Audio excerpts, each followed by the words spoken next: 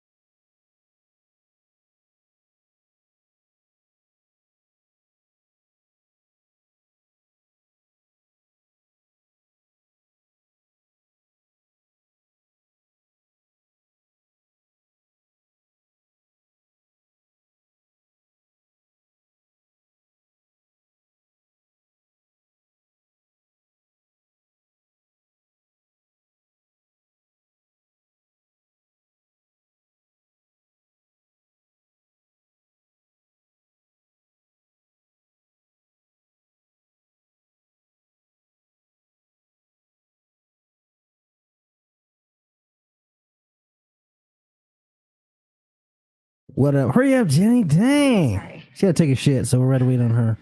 Sorry. Never apologize for taking a shit, but Yeah, when you gotta go, you gotta go. Only when it smells. yeah. Courtesy flush. As soon as I it's, like doing that. I like to flush and time it just as it breaks off. It hits the Yes, swirl and goes. exactly. That's the way you do it in the prison. Yeah, that way it's not hitting any. I've tried to coach her on this so many times. Smearing. What she likes to do is, because since my desk is directly next to the bathroom, she likes to shit and then let it marinate and then open the door and let it hit me. And then she'll come back over and go, oh yeah, sorry. And then she'll Febreze it, but then I just get Febreze and shit. Yeah, so like someone took a shit in Febreze. Yeah, exactly.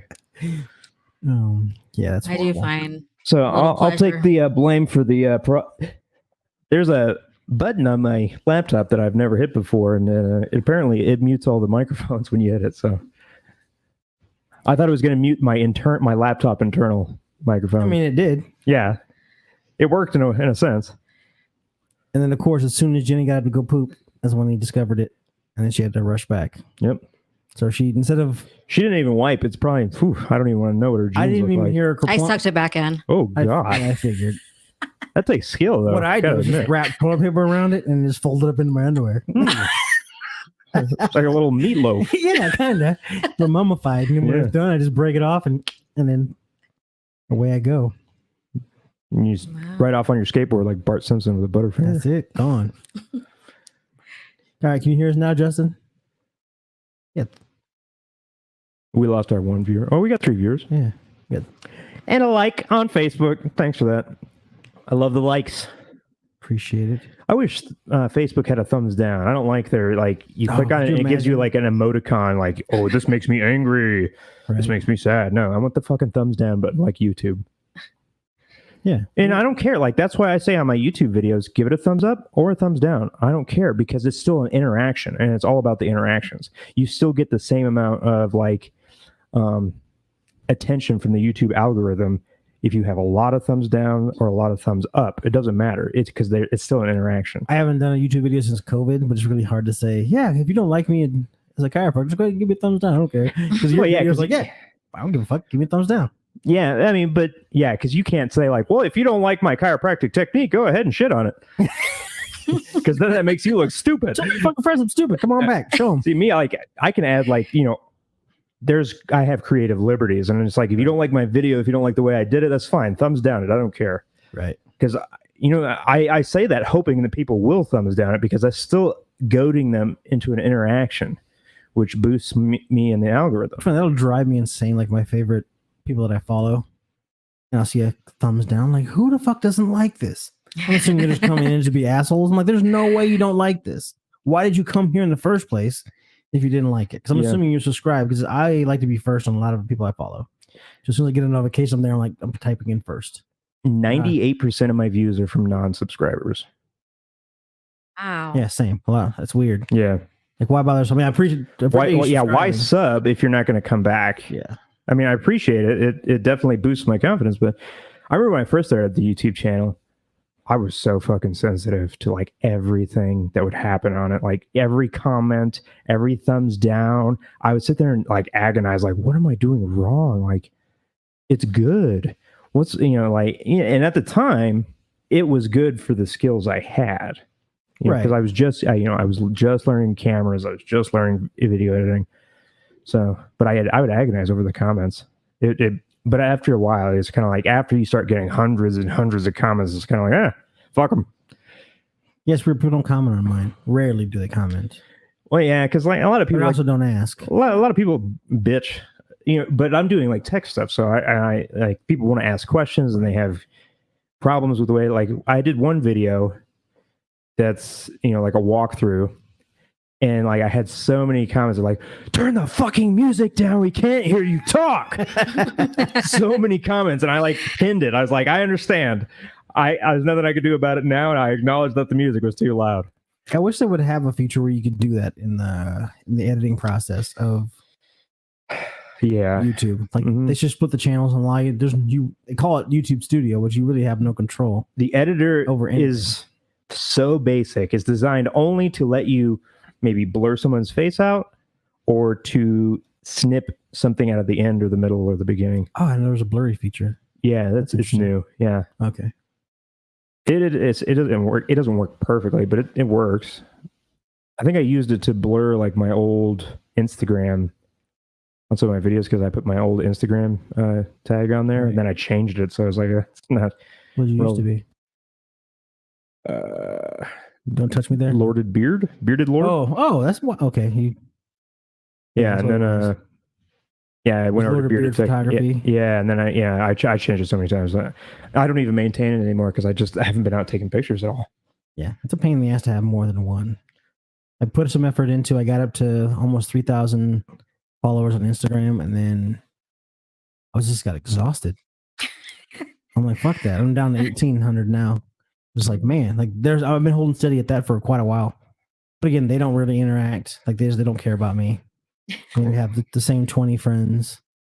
But at the same time, like you want that notoriety, you think, once you start doing creative stuff. Mm-hmm. But at the same time, with what that brings, the people that are talking shit and like, it takes a while to get over that. I have to admit, but it definitely there is a point where you just don't care anymore. Right. Well, as a songwriter, I struggle with like when I write a song, once I put it out there. Oh yeah, you care about it so much. It's fucking out there, and as soon as someone says something bad, and so I just don't, because I started writing a song because we're doing the Wearded Beirdos album, like a comedy album with snippets from the show, and I was like, I just put some original songs on there, and I have a song called "The Country," and I was, to the first time in my life, I did a demo vocal, and the first line is, it was June 17th. On June 17th, I believe it was the summer I turned 16. But then it goes into she's like, "Ooh, no, that's pedophilia." I'm like, seriously? And then from that point on, and then as I'm explaining, I was like, no, pay attention, because the chorus, or as it leads up, so I'll give it away. People don't pay attention anyway. So the song is called "The Country," but it's actually "The Cunt Tree." You put the cunt in country. No, but it's a tree in the woods where like the men in my family go as a rite of passage. To a tree? The cunt tree.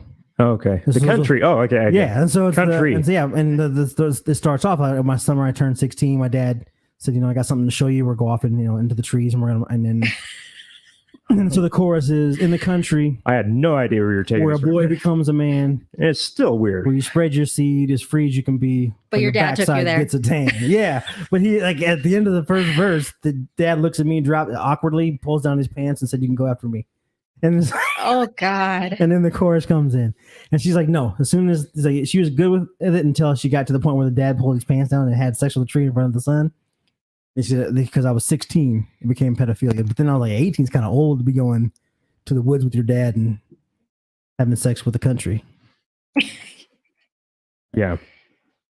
It's probably the most serious comedic song that I've ever dealt with. But I was like, man, I want to put a song on the album. And The Country was one of them. And I'm almost done. I got the chorus done. I got the first verses done. And I changed. It went from June 17th, the summer I turned 18, to June 17th, 1993 was when I turned 18. Not 16, when I turned 18. So either way, it's creepy. Yeah, it is kind of creepy. But I'd like to hear it. Oh, it's gonna be the shit. I'm probably gonna go into a studio and have it done right and do all that stuff. So we're gonna put it out there. I may read. I've always wanted to do Germ as Dr. Germ and redo the chorus. And I'm working on a song called Reggae. That is. It's it'd be your reggae but it'd be like a reggae song. But then the thing is, it's more of it's gonna be comedic, but at the same time, the reason I don't spend the night is because you're a gay. Okay. And that's the play on words, but it'll be like a reggae song. It's hard when you explain it without and then hearing the song after, like The Country. It took you a while to get The Country. Yeah, because I was spelling it in my head, TRY. Right. Yeah. And that's how it would be called. And that's how it's called. The Country is the name of the song. The Country. But as it plays out, you'll figure out what I'm going. Because once the chorus hits, there's no doubt in my mind what I'm talking about. Okay. Because the wood is smooth and grand. That's very creative. He said, "Boy, take a stand, spit in your hand, Oof. and fulfill the Almighty's plan." in the country. The Almighty's plan? You can take it to a religious level. We had some rite of passage for the men in my family. Just ask Paul. Could be an anthem for boys everywhere. Yeah. Losing their virginity to a tree. And so then I haven't decided on, because I haven't, the first verse, when I come up with an idea for a song, I pulled it out and have the concept. But then you got to write to that and tell the story versus like hip hop or rap. You can just throw gibberish and metaphors and stupid shit that makes no sense. I don't understand. Oh, he's the dopest rapper there is. Yeah, there's no continuity in what he's saying. Eminem, I say, is probably one of the few storytellers out there that actually tells a story. Like, man, that's fucking brilliant. But he's telling a story, and the story's making sense versus just throwing out there, I'm as dope as a drug dealer. That's just stupid. Like, that doesn't make it. You're just glorifying stupid shit that's around. Oh, you look at that, and oh, you're as white as my skeleton. Like, this is like, that's not rapping. That's just throwing gibberish out there. You're not telling a story. That's why country as a genre I appreciate, because they actually tell a story versus bragging about something or just making up something. Or yeah, that made me think of this joke I heard. I don't remember which rap album it was on. I'm pretty sure it was on one of the people on like the 3-6 Mafia crew. Wasn't actually part of the 3-6 Mafia, but they have all those little subgroups, you know. I can't remember which one it was. And I heard on that album, she heard it too. I don't know if she remembers it, but it was hilarious because it was like, you know, at the end of like a bonus track or something. It was just them talking. So I was trying to find who it was. I couldn't find it. And when I typed in like some of the words of the joke into the Google thing, it just brought up what it's like to have a micro penis, which is nothing to do with the joke. But I did find it on Reddit. Somebody on Reddit posted this joke. So I was gonna read it. go ahead. All right. We're all ears. So this because you were talking about pedophilia. I was like, oh, okay. Okay, I wasn't talking about pedophilia if you're just tuning in. I was talking about the word pedophilia came up. Yeah. Okay. I was writing lyrics, and the lyrics led the person I was running them by to believe and think about pedophilia. And she's like I want to hear the rest of the song. Yeah. Well, it's not a crime if you're the victim. Correct. So there's this 16-year-old girl, 17, I don't know, young high school age girl. I don't know her age, but she's in high school, I assume. And she says, she goes to her dad. She goes, Dad, can I take the car out tonight? And he goes, yeah, but you got to suck my dick for it. And so she starts sucking his dick. And she goes, damn, Dad, your dick tastes like fucking shit. And he goes, oh, that's right. I'll let your brother take the car tonight. That is horrible. But I agree. But it's because as soon as you said, yeah, you can take the car, as soon as you suck my dick, there was nothing you could say beyond that was going to be funny. When I heard it, I thought it was hilarious. Oh, in that moment, we were already talking about pedophilia, and the world has changed now. You could have sex with your daughter back then. Yeah, I heard that in 2011. Yeah, it was still okay. Yeah, but now When did it begin?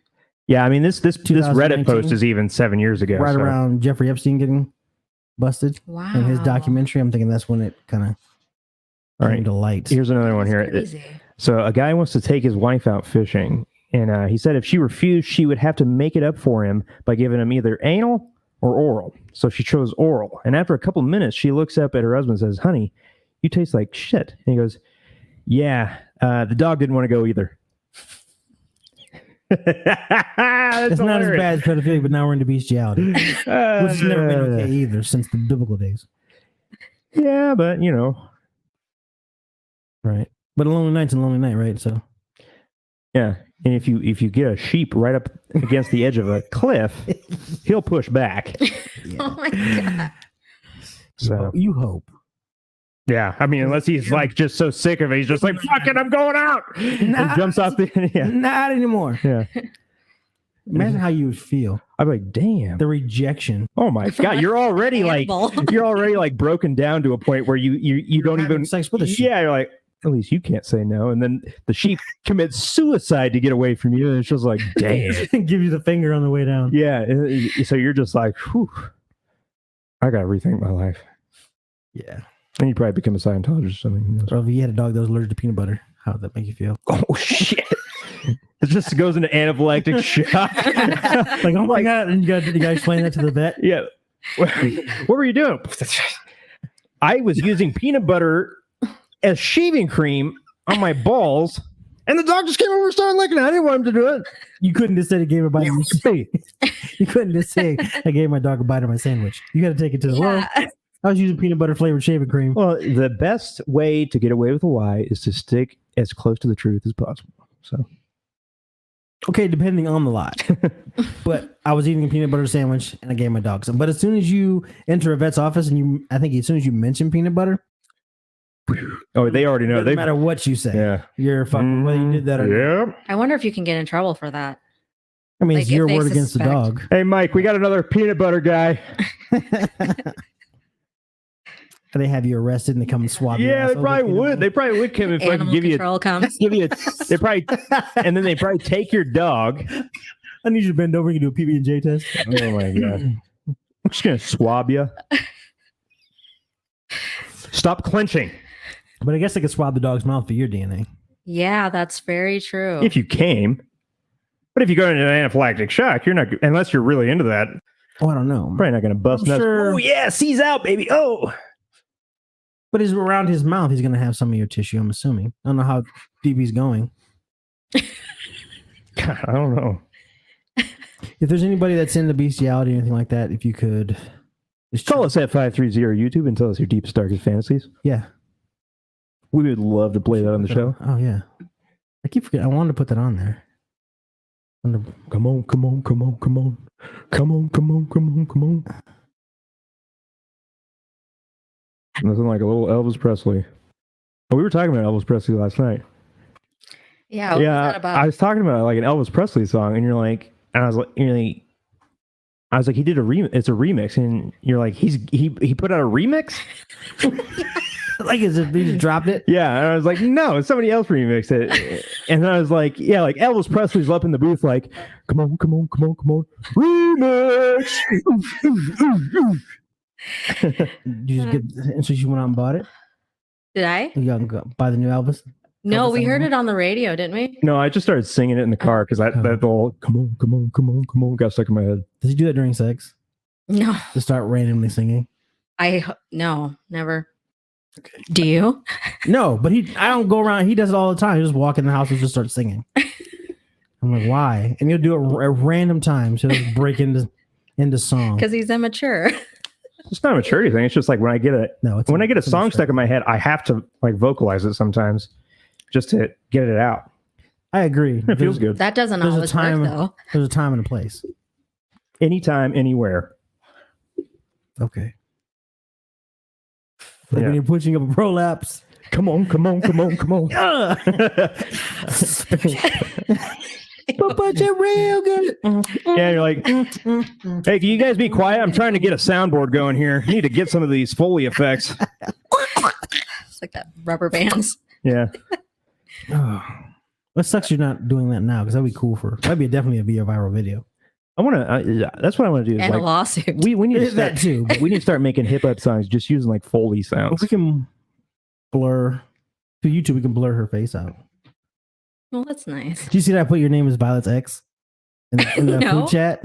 No, I didn't. Yeah. Oh, that sucks. So Well, I just told you now. So yeah, so we have food before we get together, and so I created a Facebook group so we can discuss what we're having. And he's perfect white stranger, and you're Violet's ex. It's Oh, not as fun that I have to explain it. It would have been. what's your name? Just Jeremy. No, it's the Nefarious Negro. You're so racist. Why do you always go there? I don't go there. Why I gotta be a Negro? How do you know it's not offensive? Any N word directed towards me. You said Jeremy wants some Neapolitan ice cream. Wow. Why's it gotta be- Neapolitan ice cream? What's wrong with Neapolitan ice cream? Nothing. I was just being funny about it, the N word. Is that an I just don't Asian like thing? N words. What Neapolitan? N-words? yeah. You never had it? I've had it. I think it's a black thing. I don't It know. was always in my house, and I hate it because my dad likes strawberry, my mom likes vanilla. I like chocolate. So you buy one fucking each, mom. Oh, and she would just get Neapolitan and be like, hey, Yeah, one well- size fits all. I think they know I'm not going to eat the strawberry. For the same reason I would drink Mountain Dew as a kid because my mom didn't like Mountain Dew. I didn't want to drink it in my drink. I don't know where her lips have been. Oh, God. I guess. I mean, that is gross, but you never know. She may have just got done, you know. Yeah, exactly. Now that you're an adult and the shit that you do as adult at any random time, Yeah, you're not like there's just no way I'm constantly letting someone drink off my walking drink. around with Listerine. You know? Exactly. That was. You got that Listerine over there? Yeah. No one ever People does are that. freaks. Yeah. And I didn't think about that until I became an adult. When you live with a partner, it's totally different than when you were a kid. You had to plan sex and get together to have sex. So the odds of you walking around with sex on your face were slim to none. Nowadays, either one of you in this moment right now could have done something in the car before you walked in. Don't touch my drink. Not saying you're dirty or anything. But you come in singing and all happy, and she comes in not. So I'm like, what did he make her do? Well, the dog didn't want to go either.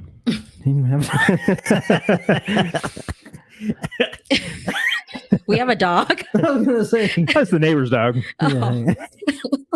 I didn't offer. I just said, you're not going. You're not fucking going down still. But I'm coming. See you tomorrow, buddy. Yeah, the dog just limps off and drowns himself in a pond. That's sad. Yeah. Didn't give me any peanut butter. That's the thing. Like you can hurt people, but you can't hurt animals. People get real sensitive about hurting dogs. Oh yeah. Kill a dog in a movie, people will hate that movie. Yeah, it'd be an outrage. Horses. Oh, look what they did to Michael Vick. Oh man. And those dogs had a fighting chance.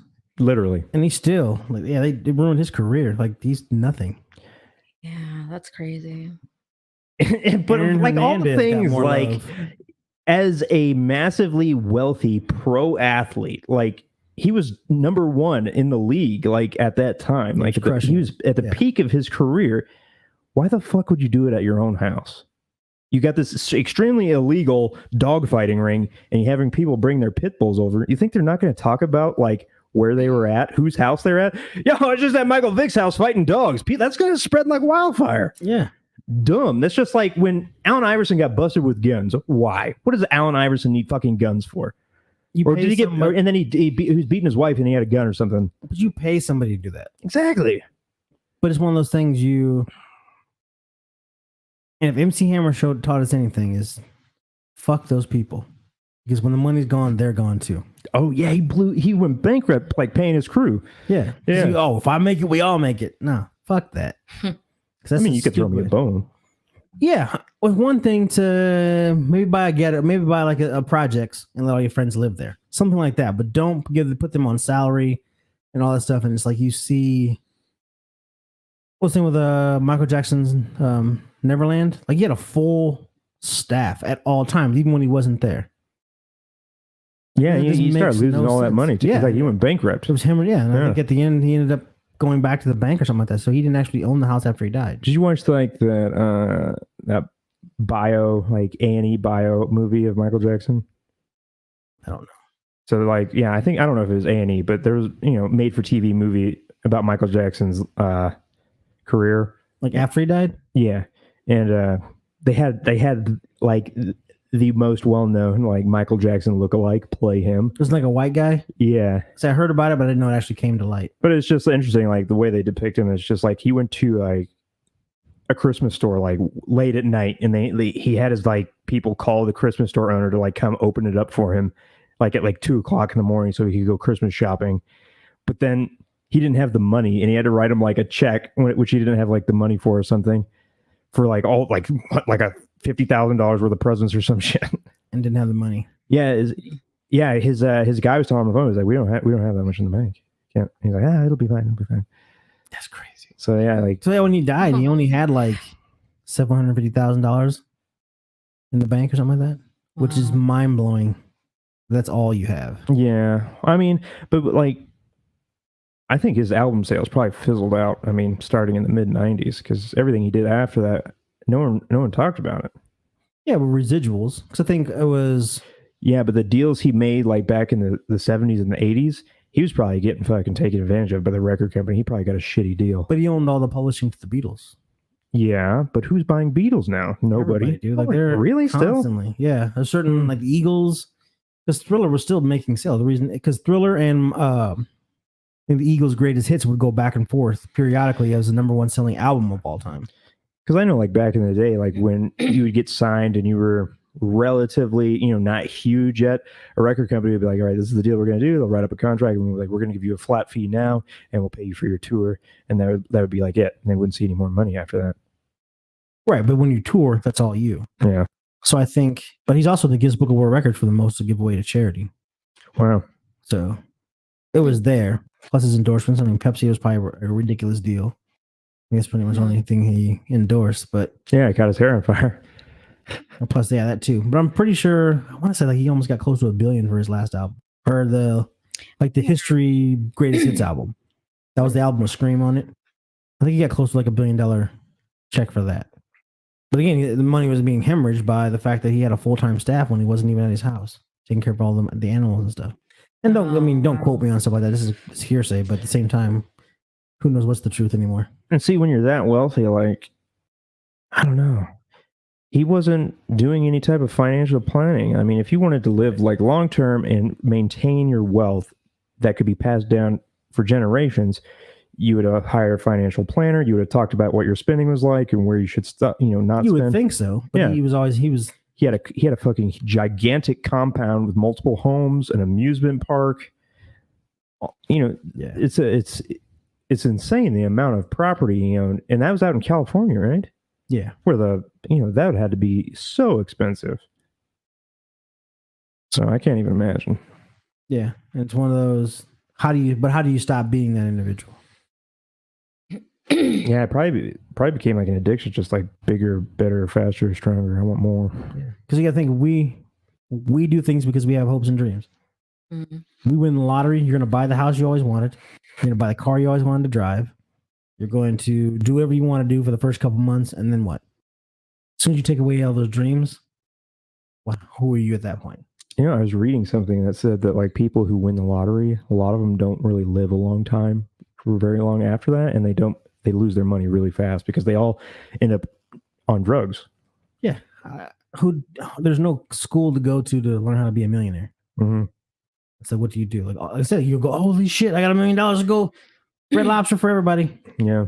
It's the nouveau riche. And then you want to be keeping up with the Joneses. You want to be that guy. And so once you become that guy, everybody's going to expect you to be that guy. They're going to invite you out to things because they know you're going to pay for it. And then all of a sudden you feel obligated and you want to keep up with the Joneses. You want to keep up with that appearance. And it's like a Michael Jackson. You want everybody to know that you're a baller. And the next thing you know, you're flat broke. Yeah. I think if I ever hit the lottery, I would buy something very modest and just make it really comfortable and really nice, super high tech. Oh. Because I don't want a huge house or a huge yard because I'm going to have to maintain that. No. I already know from experience a huge house is a really big pain in the ass to the upkeep and the maintenance. But you can get like an indentured servant from somewhere to take care of your lawn. Yeah, they have mail order servants now? Or? Yeah. You can go like buy a bride or dial or whatever. Yeah, and just like go to Romania and be like, hey, I need a maid and someone who will also suck my dick and let me do whatever I want. You just have to be okay being chained in the basement, but you'll be a citizen. So. But be upfront with it. You ain't gonna chain somebody up and be like, hey. Well, that's part of the deal. Yeah, right. I'm a millionaire. I want to marry you under the conditions that we'll get married. You'll come to America with all your kids. And I don't know. What? All your kids? No, that's not a deal. It's not a package deal. What? Who's gonna mow the lawn and do the dishes and stuff? Yeah, her. No, that's I don't want her mowing the lawn. She's gonna be too tired to suck my dick. God, that's gonna wear her down. Nobody wants Make her that. age You'll just have to faster. get two then. Okay. They can trade off. I think that's against like them. sisters. No, Yeah, not if you're Not in Utah. Maybe I don't know about you. But multiple partners is not multiple marriages. yeah, so you just You can't get be married to more than one person, but you can have. so you'd be like, okay, flip a coin, see who gets married to me first, and then after But why would you want to get married? for citizenship, for her citizenship. Just hold it above her head. Just hold on to her passport. Once she's in the country. Yeah, but then you'd have to keep her off the internet because then she'd be on Tinder and be like, oh well, fuck it, I'll find someone else who wants to marry me. No, you're getting from a country that doesn't have the internet. We're getting third world, poverty-stricken individuals. Yeah, but you can't keep them in the dark forever. Even third world people have phones. Yeah, she can have a flip phone, like 2G. 2G? I don't even think there's 2G towers anymore. She's gonna be too tired. But I think 2G is still, they're still going to connect to something. Yeah. Well, You just check the weather. Or she can get, you can check the weather on one of those. Then I have like track phones still. It just doesn't have. Yeah, they just a do. phone. Yeah, they do. Not necessarily she can have a phone. She can call. She can earn phone calls. Mhm. Go out and get her one of those like long distance cards. Yeah. Just enough to call home. Yeah, and then like timer and be like, okay, give me that. Yeah. Take it away, hang it up. Be like, that card's got to last you the rest of the year. And I only got you 30 minutes. Yeah, you get her a get her like a I guess you can iPad because I don't think you have the same control over Just get her like a Barbie phone. Windows and Just when you dial it, it's like, hi, I'm Barbie. Hey, there you For go. entertainment. Yeah. or you just never teach her Pretend that's your language. mother. But I think just being in America, Coming to America. she would just be happy because you want to get her from a place where she's truly going to appreciate compared to what she's doing, mowing my lawn. But first of all, if you're finding her on the internet, she has to be having access to the internet to post her ad. No. The company that I'm trafficking her through is who we reach out to. Okay. Like, Yeah, I know I it guess sounds, he's just trying to do sex trafficking. No. I'm going to marry her. Yeah, so we're going to a legitimate broker. Yeah. I'm just going to give her the better life than what she probably would have had she been through the whole trafficking process. Truly, it's charity. Because even mowing the lawn, doing the dishes, because where she's from, she doesn't have a lawn. sucking me, that's still better than, She probably lives on the 50th floor on an apartment. Yeah. She doesn't have a dirt floor anymore. Came here. She just spent how long on the ocean in a shipping container? Oh, God. Yeah. She'll be You could happy. at least get her like a plane ticket. No, because if she has a plane ticket, that means she has a passport and there's a record of how she got here. Mm-hmm. Yeah, so she comes over on the boat. And if she dies on the boat, broker's going to give us our money back plus a 50% discount on the next one, probably. Yes. So hopefully she does die. At least one of them. After a while, I got to get tired of waiting. Because we're buying two. Oh, geez. We probably get like a big discount then. Because we already probably buy one, get one half off. One dies, we get another one half off. Boom, that's two for the price of one. Yeah. What are you looking at? Sextrafficking.com? Oh, I'm just saying if that's true, if there are brokers who do that. Russian mail order. Not at our income level. I'm sure once we hit in the millions, they come to us. Rose brides, mail order brides, Russian bride. Yeah, but there's a paper trail though. Yeah. But I'm sure those people may know, like, bro, I'll give you $100,000. You know what I want. Yeah, Russian women are too strong-willed anyway. We need someone that comes from a culture where they're seen, they realize that they are seen and are inferior to the larger male brain. That's like the rest of the country. No. We need somewhere like very traditional. Maybe like, I wish. You still have your family still have tie back to Thailand and stuff? Yeah. I wish Hindi women were more attractive. They're hit or miss. Yeah. But you mean Indian women? Yeah. Not Hindi. That's a religion. Well, yeah. They're either really pretty or really ugly. There's nothing in between. And Hindi music is awful. Oh God. Same with anything Bollywood is just dinga dinga dinga dinga dinga dinga dinga dinga. That's 'cause you're a white guy. All non-white music has rhythm, and so you're like, I can't stand that stuff. It's just like it's always with like the mandolin and I'm not into it. It's okay. It's your privilege. Yeah.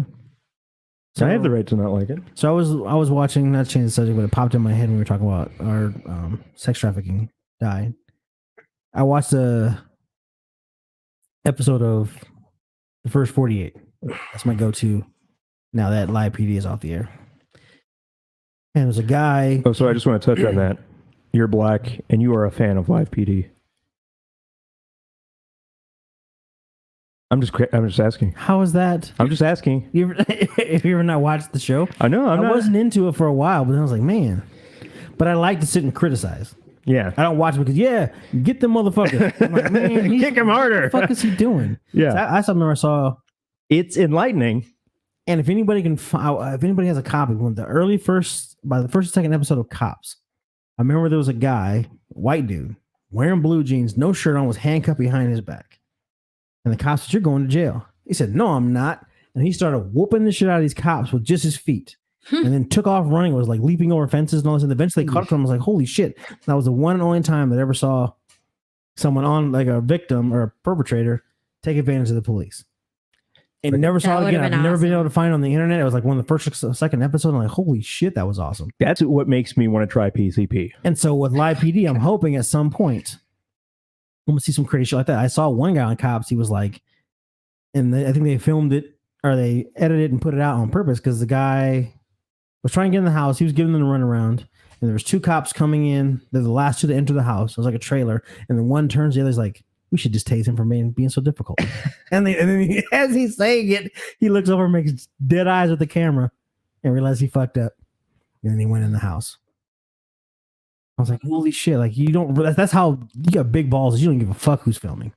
And that's why I enjoy Live PD, because you're seeing what cops do when somebody's watching versus what they really do when I get pulled over. Like, I got pulled over in the middle of fucking nowhere, and his excuse for pulling me over was we had a lot of livestock theft in the area. I was driving a car. You got a cow in the trunk. Where the fuck was I gonna put? Yeah, like, where the fuck was I gonna put him? And you can't say shit because you're already like, okay, whatever. And yeah, and I got pulled over one time. I was going from Colorado Springs. I left in the middle of the night, took the wrong route, forgot my map because I just wanted to get there because I was going to Nebraska for a couple of days, and I was headed home to my parents in Iowa. And so I should have went up through Nebraska and cut across, but I just hopped on the highway, headed east, and was just rolling. And all of a sudden, it was like, oh, you're leaving for Colorado. And it's like, welcome to Kansas. Like, oh, shit. I went the wrong way. If I go straight, I'm not going to hit Iowa. Excuse me. So I stop at like one of those rest stop information stations, and the lady busts out a map and draws me a route to get back on track to take, was it 70 across? No, 70 is Kansas, whatever. 36. Whatever one takes you through Iowa. Yeah. And so I followed the map. I got off an exit and was going through the countryside and heading through rural Kansas into rural Nebraska to get back on the highway. And about a mile in off the exit, a trooper pulls me over. And he's like, what are you doing here? And I was like, I was coming from Colorado going to Iowa, and I got sidetracked. So I stopped at the rest stop, and this is the map. I showed him the map. Oh, okay. Doesn't mind if he's like, oh, I just making sure because you don't belong out here. He said, do you mind if I look in the trunk? And I'm like, yeah, because I didn't have anything. I never have anything. He looked in the trunk. I'll pop the trunk open. He moved things around. He said, okay, thank you. And I went about my business. Wow. But right, like in that moment, he's like, I'm just glad not to be killed and get on my way. But this was happening. This is like in the either early 2000s, yeah, early 2000s. Mm-hmm. But that's how the world was. No, it was late 90s. I wasn't married yet. And the reason I was going back was because of a friend in Iowa. That's why I hadn't even met my ex-wife yet. But it was like one of the things like he pulled me over only because I was black. And people go, oh, no, he pulled you over. No, he pulled me over only because I was black. Because he was like, what are you doing out here? That was what he had. What do you know how fast you were going? Do you know? What are you doing out here? Luckily, it was broad daylight. Had to have been dark, probably something else would have went down. But that's the reality of. Yeah, that's the beautiful thing about smartphones now is like you can film every interaction you have with the police. Oh, yeah. Because if anything were to happen, it's only going to be your word against his word. And if it's not on film, you're fucked. Yeah, there weren't even cell phones back then. So yeah. I mean, he could took me off in the middle of nowhere and disposed of my body, the vehicle, and everything. No one would have been no wiser. Just like that episode of Unsolved Mysteries, that fucking guy in Kansas. We talked about that. Yeah, that black guy went to a white party. Yeah. His friend left him there, and he just disappeared after that. Yeah, found his boot and then his body. They didn't even look for him, like barely. Yeah, his family found him. The police conducted a search and they didn't find him, and then his family put together like a huge volunteer force, like a couple months later, and then the volunteer force found him in the same area the police were looking. Yeah, they don't care. They knew what happened. Yeah, it happens all the time. It's the good old boys back there. Oh. I probably mentioned before when I was going through Louisiana, we were talking, so we missed our turn to come. We should have went through, like you passed Baton Rouge, we're coming through, and we should have turned right to go up, head north to like Shreveport and cut across to like Texas, Kansas, Colorado. And so me and the guy I was riding with, we were in a U-Haul, we were talking, and we missed our exit, and like, well, fuck, stop at a gas station, get a map, and we'll just cut through and get back. And I walk into the register, and I was like, can't get a map. She's like, well, what for? And I said, well, we were, basically what I told you. I said, no, I'm not going to sell you a map.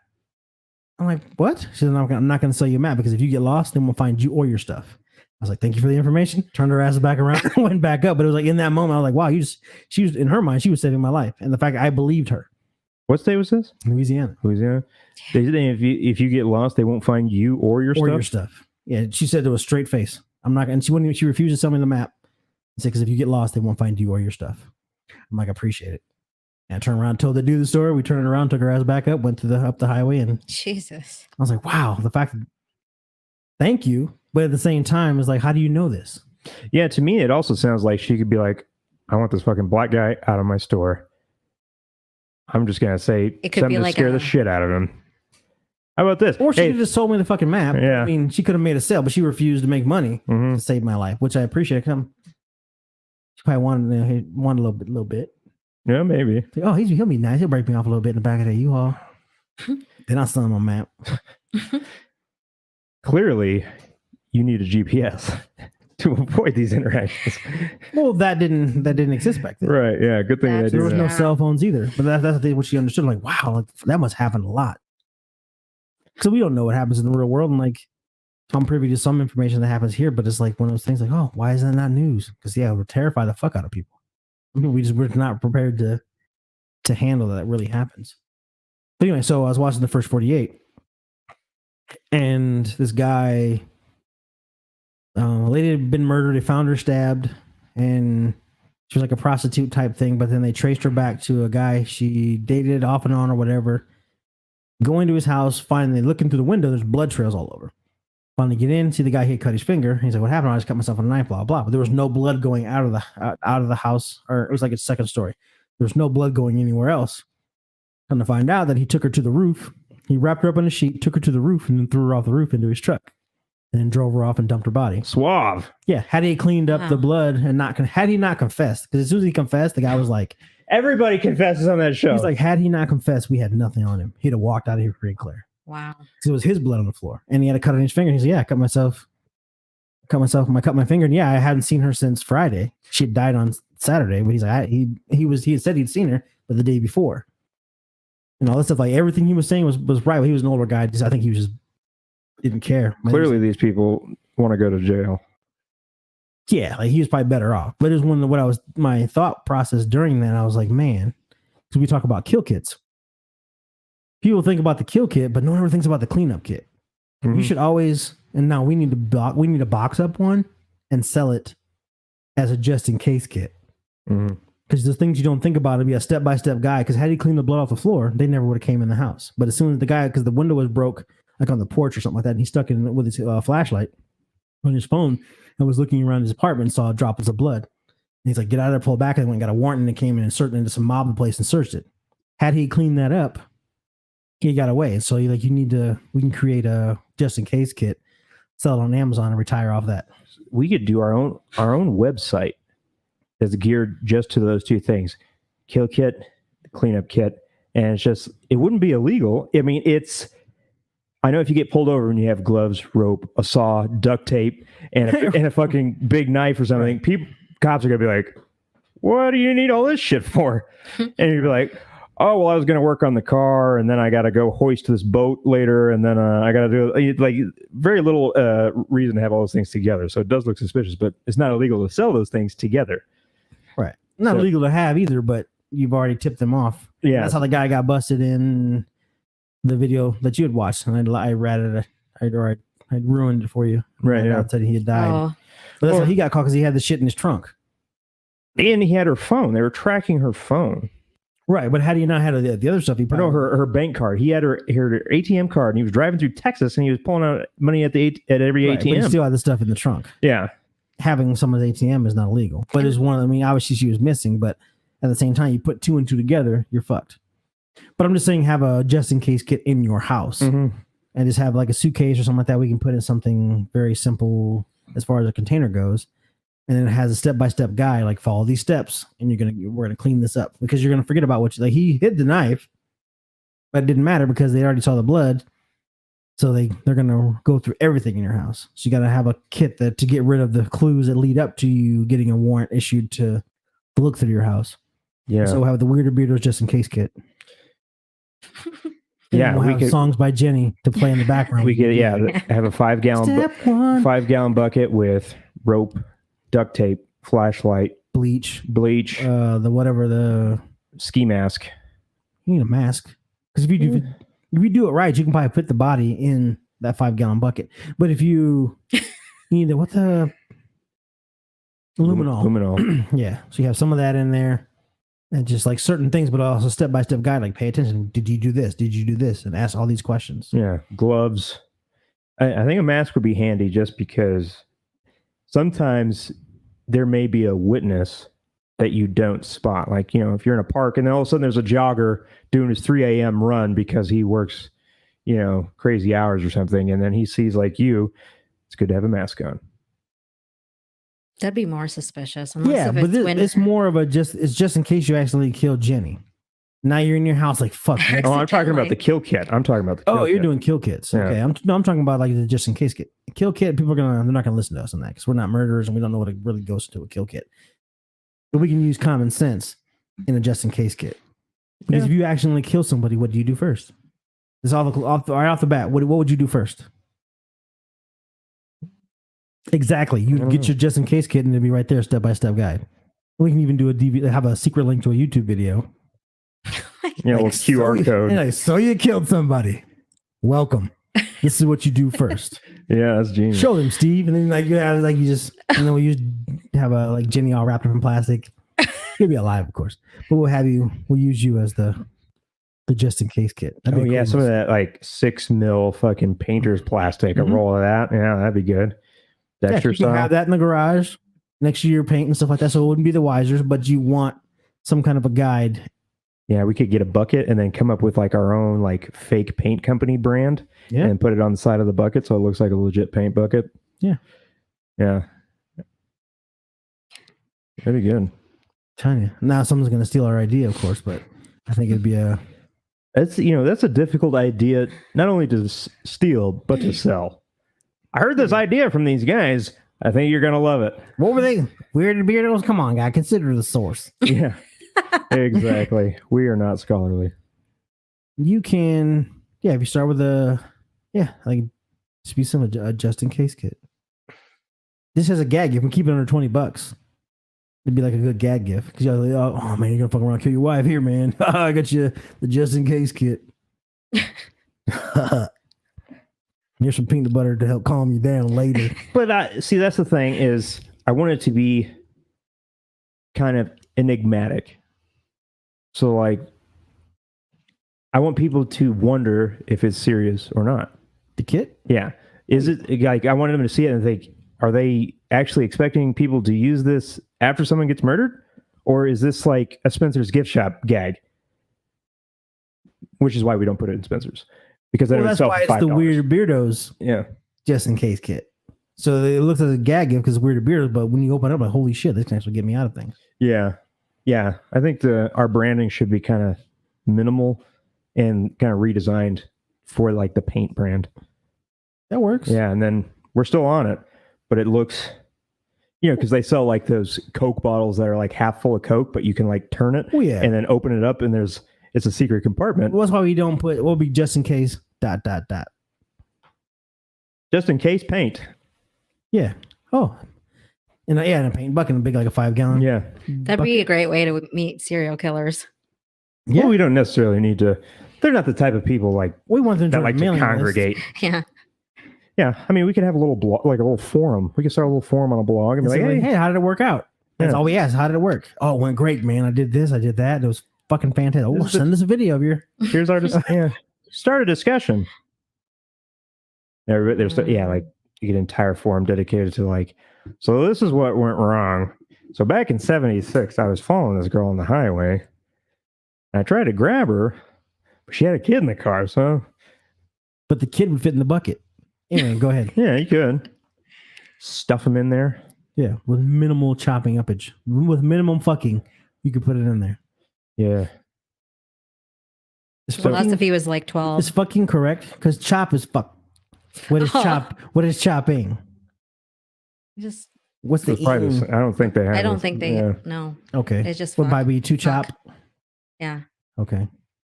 Yeah. There's no like. Yeah. But so we would have a kit to clean up the body, but we would also need another kit for the disposal of the body. No, it would be in the whole kit. You don't want more than one. Oh, yeah, I guess you can get the deluxe kit. Yeah, one that comes You with get like the oh shit kit versus the. Oh Yeah. shit! Yeah, I was thinking about it. something that comes in a 5-gallon bucket. That's going to be enough to clean up the mess and prepare the body, but it's not going to be enough to actually dispose of the body. If you want to dispose of the body, you got to upgrade to the next package, in which So case we'll you'll get a have the- shovel. Yeah, we have the first degree murder kit. We have the second degree murder kit and the manslaughter kit. Yeah. And the first degree murder kit will come with shovel, a bag of Quikrete, And then like the Plastic. very basic kit will be like lye. I already told her twice. Yeah. This is, I told her 3 times kit. Sorry. Yeah. Bag of lye. Maybe. Yeah. A bag of lye, bag of Quikrete, shovel, plastic. What else? That would have to come in like a drum. Mm-hmm. So you have the bucket, the drum, and then something in between. Or like a hockey bag. Like a duffel bag type? There's a Like bag for that's gear? designed to hold hockey sticks. Oh, I see what you're saying. That'd be another good concealment too. Yeah. But unless you like, people came over like, I don't know, you played hockey. Well, now that you ask, come over here real quick. Breathe into this. Yeah, I'm sure I have all of my stuff in this bucket. Yeah. Because if you have like the bottom part of the, so you have the big huge oil drum, but the new cool blue ones like Jeffrey Dahmer had. Yeah. Like so, it looks like it wouldn't look out of place. Or you could have a wooden one, so it looks like a rodeo clown bucket or a barrel. Yeah, we could include like a really detailed guide and supply list on how to make chloroform and maybe how to make hydrochloric acid. Yeah. And We have it look like a coffee table, and that's how we get like it's. Oh shit! You pop the lid of the coffee table, drop the body into it, and then once the weight of the body breaks the seal, and it mixes the hydrochloric acid right there, and then you seal it back up, and then you just sell your coffee table to somebody else. It's fucking heavy. Yeah, it's real wood, buddy. eventually they're going to decompose and there's going to be gases that come out. It's going to stink. That's not a problem then. Yeah. You're hoping by then they sold it to somebody else, Yeah. or you take it to the Goodwill and just drop it off. Oh, We could have a place of like, let them deal with it. Yeah. yeah, but That's you're actually going to be wrong. seen dropping it off. We would need like, Yeah, but how they're not going to go back that far because it's going to be sealed completely. It'll be hermetically sealed. It will, so once you pop the top, once you seal it again, it will never open again. yeah, Like okay. almost like you peel off of like an epoxy system will leak into it, and then as soon as you close it, within like 45 minutes, it'll be sealed permanently. But it'll look like a regular piece of furniture, and think, oh, it's real wood or whatever. I mean, it could be a couch, it could be a chair, it could be a hide-a-bed, it could be several different things you could use to do this. But at the same time, then you give it away as furniture. You drop it off in the middle of the night, and the hopes are, and we'll have a guarantee, like within 90 days, we'll take care of your legal fees or something like that. But it's one of those things if you're hoping that once you drop it off, and obviously drop it off in another town, but you drop it off in the middle of the night, that way it'll be hard to trace back to you. And then if someone actually kills somebody, uses our kit, Hypothetically. someone kills somebody, uses our kit, Hypothetically. and gets caught, and they're like, oh, he got this kit from these people. That's why it took us so long to catch him. That's going to boost our sales. Oh, ridiculously. And then we'll just go on TV and be like, hey, So what we'll do is can't do anything about it. the first couple people we sell it to, we'll keep an eye on. We'll track them. So if they do get caught, we'll rat them out. Right. That's right. You Just for work the- with the police too. And then we could issue a statement and be like, he did not follow our instructions and follow the guide to the T, so that's why he got caught. If Yeah. you follow our instructions, you will not end up like him. Because that's still not illegal. Because you say like, yeah, we've sold 1 million kits. You've only caught one guy. Yeah, exactly. Over 1 million sold or some shit. Because like even that guy, I can't remember his name, but super rich like venture capitalist who took controlling interest of that AIDS medication, jacked up the price like 900%. Mhm. It's not illegal, just unethical. Right. Yeah, it's not illegal to sell the kit. Yeah, It's like it's not illegal to buy a lime and a shovel. exactly. So we do that. What should be illegal is the fact that that same guy bought the exclusive Wu-Tang album and never let anyone listen to it. So Wu-Tang released an album a few years ago. So they made this album like super secret, and they're like, we're only going to make one copy and sell it for $100,000. and that fucking guy bought it. So I'm wondering if there's. So there must have been a contract between everybody. It's like, since you can't release it later on as a bootleg or something like that. Yeah, I mean, because obviously they didn't go through a record company. Yeah, that's brilliant. Yeah, one fucking copy. Because it's, I mean, there was a Kickstarter. I remember there was people who were like, we're going to start a Kickstarter, we'll buy it, and then we'll release it on a torrent. Right. But the Kickstarter didn't make it there, unfortunately. 100,000 seems like a lot. I know, Yeah, but you got to get enough people to go to Kickstarter to fund a Kickstarter for a $100,000. It's tough to bring people in for that. Well, yeah. But you think someone would have, other than that guy, would have had a couple friends? Because I think David Copperfield bought all of Houdini's catalog, and the magic world hates him, but he couldn't afford it himself, so he got a bunch of people together to invest and to buy it all because he wanted to keep it as one collection. So David Copperfield, the magician, owns like Houdini's entire collection. He just keeps it like in a little showroom in his basement. And a lot of people, he thinks he's a douchebag for doing it. Well, so why not? Like, he wasn't meant to be public, otherwise Houdini would have sold it to the public. Or the estate would have sold it to the public. Yeah, it could still go in like the Smithsonian or something. Like, Oh yeah. but whatever. But he's the guy that has all the secrets. Like some like rich asshole who has like Jimi Hendrix's like smash guitar, and he just keeps it like locked in a glass case. And like, yeah, that's from But it's like that. But that's what Woodstock. The entire like forgery industry. Because you got to think, how do we even know the Mona Lisa is the Mona Lisa, and not some asshole paid either like a master thief or something like that to you pay a forger and you pay a master thief to swap them or do whatever. And so how do you know the art that's out there is the art that we think it is? I mean, yeah, to verify that the art you bought is real, it requires extensive testing. Like they have to put it under like an electron microscope and like look at the material and do like lead carbon dating on it. Right, and this is assuming you can trust the guy that you hired and he's not part of the whole scheme in the first place. Yeah, like because you got to think Banksy's probably the first person to come along, and how long to actually make art valuable again? Yeah, which is, I don't know how he even ended up being so like bourgeois. Like everyone wants a Banksy.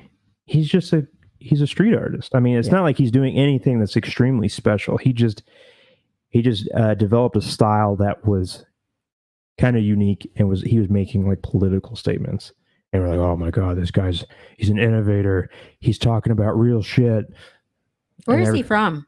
London. I've never looked up. I just seen that he had the one where it shredded after it was purchased. Like, that's brilliant, but it's also stupid. The fact that he conned people into thinking he is something special. Yeah, that's the art. The art is the con. Yeah, and the fact that he keeps his identity such a secret, and that no one knows who he is. Like that's like his mystique. So then, how do you know it's even the same person each time? Yeah, you can't come out and say, no, that's not me. It could be a group of people. Right. Yeah. It could be an entire collective. Because once Anonymous will realize that, we make threats and we're not that good at hackers, so we're going to create something else. How many times Anonymous threatened to do something and then nothing ever happened? Well, yeah, because they thought they were going to be able to bring on, the bigger they got, the more skilled people they'd be able to bring on. And they just were never able to get past a certain level because top tier hackers don't want to join a group that has a public, like that is publicly known. There's a reason they're top tier. Yeah, they want to operate in secret and be unknown. Like the best hackers will never make themselves known to anybody. Maybe they have a group of other people that they work together with, but they're not like on Reddit like, yeah, we just hacked these people, fuck them. I'm not gonna be on a site that could be hacked. Like I remember reading this thing, I think it was last year, about a hack that was going on for, I think that was in different credit card companies' system, and they had siphoned off like $90 million over like 10 years or something, and no one noticed it for like that entire time. It's crazy. It's like those people, man, they're not like, let's join Anonymous, let's make a political statement. And they're like, fuck you, I got fuck you money now. I don't give a shit about any of that. Yeah. I'm buying an island. Yeah, you got those kind of brains. You tend to, I assume you tend to kind of separate yourself from the world, and you don't take interest in those public things. Well, they say like serial killers want to be caught for the notoriety. I doubt that. The real good ones. Because what's his face? I think once they get caught, they take pleasure in the fact that like they were good at it or whatever, and they like the attention, but that's not their goal. Well, that Isaiah dude he was active for 14 fucking years. Yeah. They had no idea who they were even looking for. They know it's the same person. Mm-hmm. So imagine if he's doing that, how many like the legit people are out there doing it. But I think once you get caught, but then you have like the Zodiac who was taunting people. Yeah. Sorry about that. That's okay. That's character. Nothing like a little bit of Subway on the outside of the laptop. I saw it fly. I'm like, think I joined on the mic. Yeah, but then what was the guy in the hood? You mentioned Grim Sleeper. Grim Sleeper, yeah. I had no fucking idea who he was. Well, and also he had an advantage because he was operating in communities that were inhabited by people of color who were prostitutes, and so when they went missing, police didn't care. I mean, maybe they heard reports, but it's just like, well, she's a prostitute. She probably got high on crack and went to the fucking Sacramento or something. Yeah, everybody she cleaned up, moved away. Yeah, because when people leave the neighborhood, they don't fucking write back and say, "Hey, I left the neighborhood, guys." They get out and they fucking leave, and that's it. Oh yeah, it's like I'm 45 when I was in the 80s. So everybody I went to high school with, half of them could be dead and buried in the ground. I would never fucking know. Yeah. Oh yeah. Yeah. No one's writing home after they leave, those neighborhoods. So many like dads, I'm going to the store, just never came back. Right. Because whenever you communicate with people back home, at least when you communicate with people from your old crowd, even if you're just telling them to say contact them and say goodbye, they're gonna be like, "Oh man, come by." They're gonna try and convince you. They're gonna fucking try and wear you down. Right. So it's like, no, I'm not gonna I can't even talk to them. It's like being a drug addict and then saying hi to your old friends and saying, I'm clean now. They're gonna be like, just one more, one for the road. Yeah. It's like, oh man, it sounds so tempting. So it's just like the same. So yeah, that's why he got away with it. And same with like the Green River Killer in Oregon. Guy was killing prostitutes in like shady parts of town. No one was taking notice, and he got like 40 women. Oh, like a guy in Alaska. They did a movie. It was that John Cusack movie. Yeah, we watched that. He fucking flew off to no man's land to bury him. That's fucking brilliant. Yeah, his own plane. Yeah, yeah. That's crazy. Yeah. His problem was he liked to let them linger too long, play with them. Torture them, torment them. You gotta be careful with that, because the more time you're with them while they're alive, the bigger the risk there is for them to escape or for someone to overhear them. Anything. How many movies are out there of that? Oh, lock him up. I'll talk to him later. Yeah. Why you give me time? Because now people are brilliant. Like a caged animal will try to figure a way out. Mm-hmm. And so people still break out of prisons. As good as our technology is, people still break out of prison. Yeah. It can be done because they have nothing but time. And all you have is to think about your survival. That's it. You're right here. And they're off living their life and trying to live and present themselves as normal while you're devising a plan to get away. Like the girl that was living, the guy had her in the basement, just like 8 blocks from where she kidnapped her. But she'd create a space in his basement. Like soundproof. Yeah. And it was like a crawl space to get to it. And all that stuff, and then she broke out. But once she realized where she was and in the basement, then she, once you figure out what's going on, you can figure shit out. I watched a documentary about a German guy. There's this serial killer that I had heard of, Gary Heidnick. Have you ever heard of him? No. Pennsylvania. He Is this your ex-boyfriend? Right. I wish. Yeah. There's a serial killer that sounds a lot like my ex-boyfriend, but yeah. He chained women to his basement, and then he would kill one and then feed it to the rest of the women. Wow. That's Feed her. next level. Genius. Talk about recycling. It goes back to our just in case kit. And then he uses their poop for his garden. There you go. Yeah. Bam. Fuck. Genius. That's going off the grid. Talking about innovators. Yeah. How many did you get? Oh man. How many did you get? What's his score? What's his kill count? I think it's at 6 or something. That's weak. I know. See, I think half the battle is getting them. Just because you got to go into a public space to grab them, and it's impossible to know if there's someone 6 blocks away who's just one of the neighborhood watch people. Like, the hell's going on? He just put her in the trunk. Yeah, because I noticed weird shit in my block. You know, it'd be a great gag. Should not have it. You can't, if you live on my block, if I can see you from my front window, don't kidnap anybody or do anything. You know, it'd be a great gag if we went to like a gas station and like I was talking to somebody at the pump and you came over, you put like a black bag over my head and then threw me into the trunk of your car or something and drove off. Then the cops catch up and shoot me. Oh, that'd be fucking hilarious. Well, obviously It's a threat to white privilege. obviously we would you'd have to have me, as soon as we got pulled over, you'd have to tell me, get out of the trunk. And I'd get out and And you get shot for jumping out of the trunk because you startled him. yeah. Sorry, there's nothing. See right there. Like, we live in two different worlds. You think that's funny. I think that's terrifying because now I'm putting myself at risk. All right. I could throw you in the trunk. front. There we go. But then, like, oh, racist! Finally got one. Look away, honey. We don't say nothing. Cops would be like, you got a black guy in the trunk? Yeah, I got a black guy in the trunk. Next you know, he's like, You mean you don't have a black guy in the trunk? Right. Yeah, he's not in there. yeah. So you're saying you just got some new speakers? That's Yeah. what that thumping is. Yeah. Listen to some of that Negro music. Yeah, turn it up. I don't know why everybody's got a country accent, but it makes more sense. It's more believable. Yeah, it is. Mississippi burning. When he's in a gas station, y'all got a camera? Deleted. Yeah, but you just deleted. Whose side you on? Mm-hmm. You want to be I got a trunk. Oh, there's definitely Jenny. crooked cops. There's definitely crooked cops.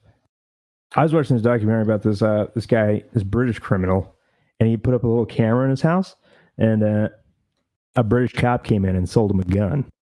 So it's just like there's crooked cops everywhere. That's crazy. Oh yeah, they're regular people. I think they get caught up thinking, and that's the problem. That they're all heroes, like above, Yeah, he just filled out an application just like you did. You happen to work at McDonald's. He's a police officer. He's still a human fucking being. Yeah, you only need a high school diploma to be a police in officer. 6 weeks or whatever of it. Like, it's not like you've got to jump through hoops. And that's why, like in Lakewood, they all have bachelor's degrees. Yeah. And Lakewood don't have body cams, but there's no one. They're not shooting people. Now you get into a car accident, they're all going to show up. But at the same time, they're not out looking for shit to do and setting people up and all that stuff because they're educated. They're not putting themselves and their job at risk or something else. They're probably paid a little bit better too. But then you have the ones that, I was 18 years old and your brain hasn't fucking even matured yet. And I'm going to hand you a gun and power. Yeah. And we've all seen Police Academy, so we know it goes on. Exactly. Michael Winslow. Yeah. That guy who could make the sound effects in that movie was hilarious. Guess what his name is? What? Michael Winslow. But anyway, is that him? Oh, I didn't know that was his actor's name. He's black. Of course, I know about. I know Michael Elvis. Winslow. That's not like Doesn't matter. apparently black sounding I name. know my people. Yeah, Michael Winslow. Oh yeah, he's black. I think he's still around doing. He's a shadow of his former self, but he Yeah, still does that. He was on a. I think most of the people in those movies just kind of disappeared. Yeah, it was mid '80s because Bobcat Goldthwait was in. Wasn't he number 2? Oh, was the main? Was it Steve Guttenberg? Was that the main guy? Like, he had a decent career, but it was only those cheesy '80s movies similar to that, like that kind of campy type comedy. Some people just don't break out of that. Bobcat Goldthwait was not meant to be an actor. No, No. but he fit that role. Yes. But outside of that, he was funny he was the voice of the bunny in some show. Yeah. His voice is hilarious. Like some of his jokes are just funny because of the way he sounds. Right. So that kind of screechy. But you can only ride that train for so long, kind of like Gilbert Godfrey. Yes, same thing. Oh, so annoying. You heard it once, you've heard it a million times. I hate fucking Gilbert Godfrey. I hate him. You know who's like really weird now is Pauly Shore. Just bizarre. Kind of like a Macaulay Culkin syndrome. But I think he peaked and that was it. Yeah, after Biodome, it was all downhill. The weasel. Yeah. Yeah. It was kind of sad because then he had the Pauly Shore's dead. But he was also, too, I think the only reason his career lasted as long as it was because didn't his mom own like the Comedy Store? Yeah, he owns it now. So he had a different entry into the comedy world. Mm-hmm. And so he had a little bit of power. And then, but he wasn't as funny as the people around him. He just had the he doesn't do stand-up, does he? I don't think so anymore. Yeah, I think another good movie he had was where he went to his girlfriend's house for Thanksgiving or whatever, and he was like this rocker and long hair, and he had all this weird clothes on, and his girlfriend's parents were like super traditional. It was a funny movie. That and Jury Duty was good too. I don't know if it's called Jury Duty. I think it's not. Is it Jury Duty? I know I've seen the movie. Yeah, what I'm talking about. It's on the jury. They're trying to convict somebody, and he's holding out for the longest time. Wasn't he in Encino Man? Wasn't that him? I don't know. I don't remember. That's where Brendan Fraser came from. Yeah. Uh-huh. Sean Astin. I think it wasn't him and Sean Astin, right? I don't know. I don't remember. But anyways, I was saying about this German guy who I have a Facebook message. he had a few he had a few kids and a wife, and he kept one daughter locked in a hidden room in the basement. And he'd go down there and he'd rape her. That's nice of him. And he kept her down there for 20 years. And eventually she got pregnant and had a kid, and he had both of them in the room. And eventually the kid got sick or something, and they had to take her to the hospital, and it all came out. Well, And his wife knew about it. well, yeah. I don't think any of her siblings knew she existed, though. I want to say it was either Oprah or Sally Jesse Raphael. It was around that time when you had all those talk show host people, and the lady that was on the show was talking to her husband from prison, and that she was still in love with him, and all this stuff. And so then, like, oh, that's weird that she's in love with her husband. But then you go into the backstory. He was a traveling salesman or something like that, and he kept a storage unit, and then got married to the lady. He had her raised her stepkids, was good, and they were together at least a decade or so. But she was always paying a monthly fee for the storage unit, and he was gone for a while, and then she had forgot about it or something like that, to let the storage fee lapse. Come to find out that his ex-wife and 2 children were chopped up in trash bags at the back of the storage unit. Ooh. And her story was, well, had he had told me what it was, I would have paid more attention to paying the bill. How'd they discover it? She stopped paying the And then unit. Storage Wars came over and was like, $500 for this one. Oh, I wonder what we're going to get, guys. Maybe a Bose sound system? Maybe some fishing equipment? Ding, ding, ding, ding, ding. Dead bodies. I hate that show. Yeah, it's lame. So fucking annoying. And then what? Who gives a fuck about storage unit fucking auctions? No one wants to Right. watch. I don't know how they're Well, making if money, you but- did it without being cheesy. Well, Like, I that's don't just care to know the people. Like that's all those shows. it's just like the new Discovery Channel style.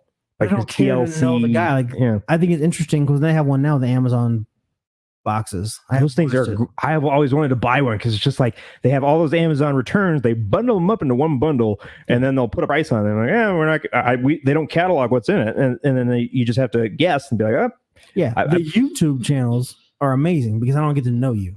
yeah. I don't get like 5 minutes into what you open a box. Well, this is cool to see and plug it in. You give me a history of the fucking item. I don't care about that. Yeah, Open it up and let me know how much you paid, how much you got at the end of it, and we're done. that's just culture in America right now. Everyone wants the juicy part right away.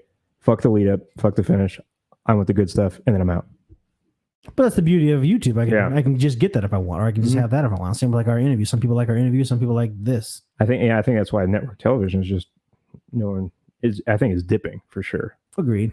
Well, now you see the same 10 fucking commercials over and over again because no one can Yeah. afford. No one can afford advertising. It's anymore. horrendous.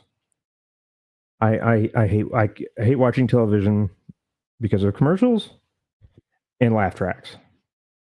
Those 2 things are just can't handle them. It depends on the show. I've been rewatching The Big Bang Theory from the beginning. Oh. I downloaded, I didn't download it, but there was a guy who posted certain episodes of Friends and Seinfeld with the laugh track removed, and it was so fucking creepy. See, that's why they're smarter than you, man. Yeah, it's good because sometimes the audience will not understand a joke, so they have to cue them to laugh. Right. This is when you're laughing, or no, this is when you're crying, or this you're is not paying attention, and oh, what did I miss? that is funny. Yeah. Oh shit, yeah. So it's pretty much comedy for dumb people.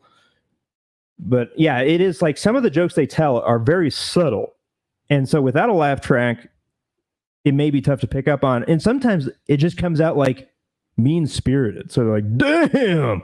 Right. I mean, with no laugh there, it's like, oh shit. It's he's fucking getting crazy right check now. it out. I wonder how they did that. I don't know, because they would have to have had a copy of the show Original. with the different audio tracks, Yeah. and then stripped just the one.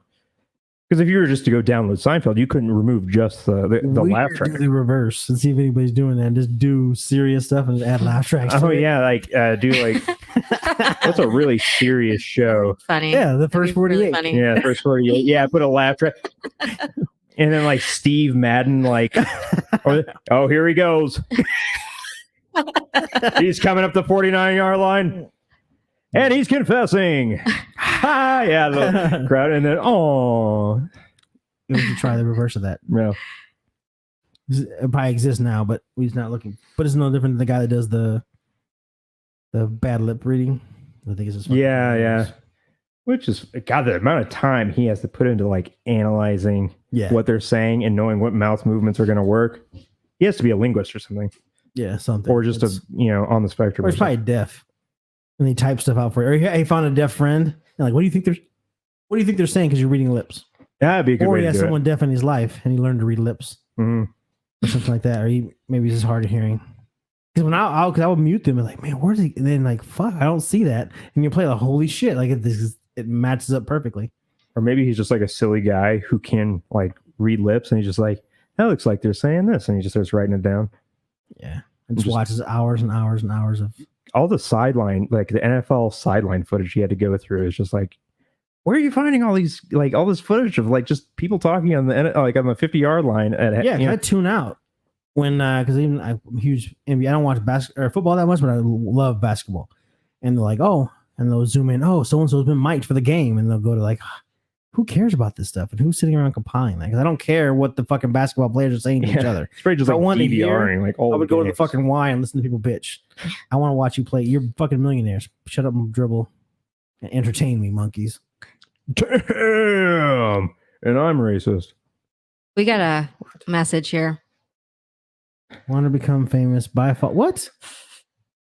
By followers. We just got trolled. We sure did, but hey, you had to watch to BP Law 123 Law 45. So British Petroleum, laugh out loud, 123, lol, I'm 45.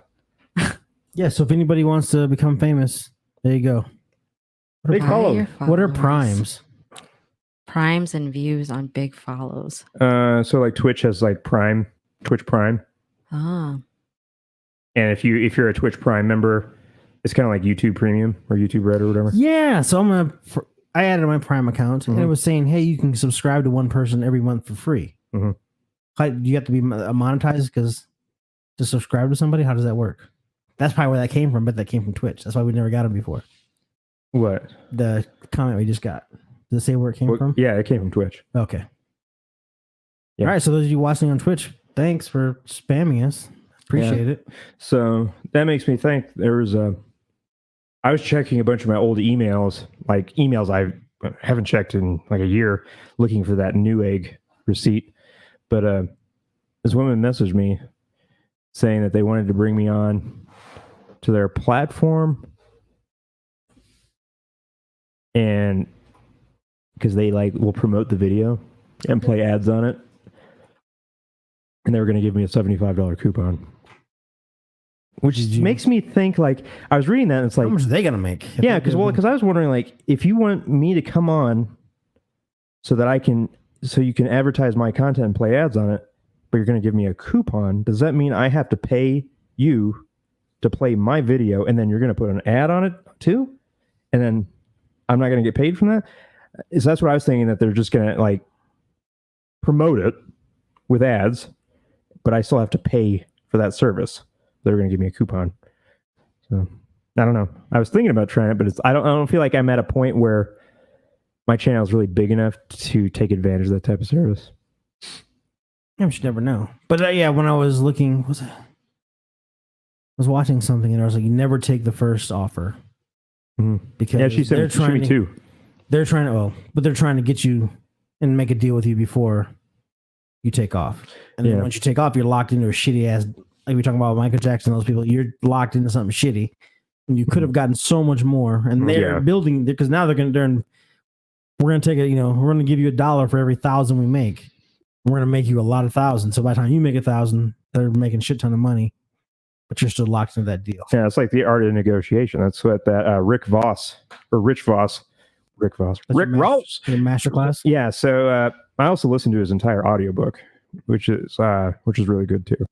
But he talks about like this, I think it's called like the Ackerman method, and for negotiation. And you start out by saying, like, kind of toying with him, like, yeah, I know you want to make this sale, but you're really not gonna like my offer. Just, I hate to do it. You know, you're not gonna like it.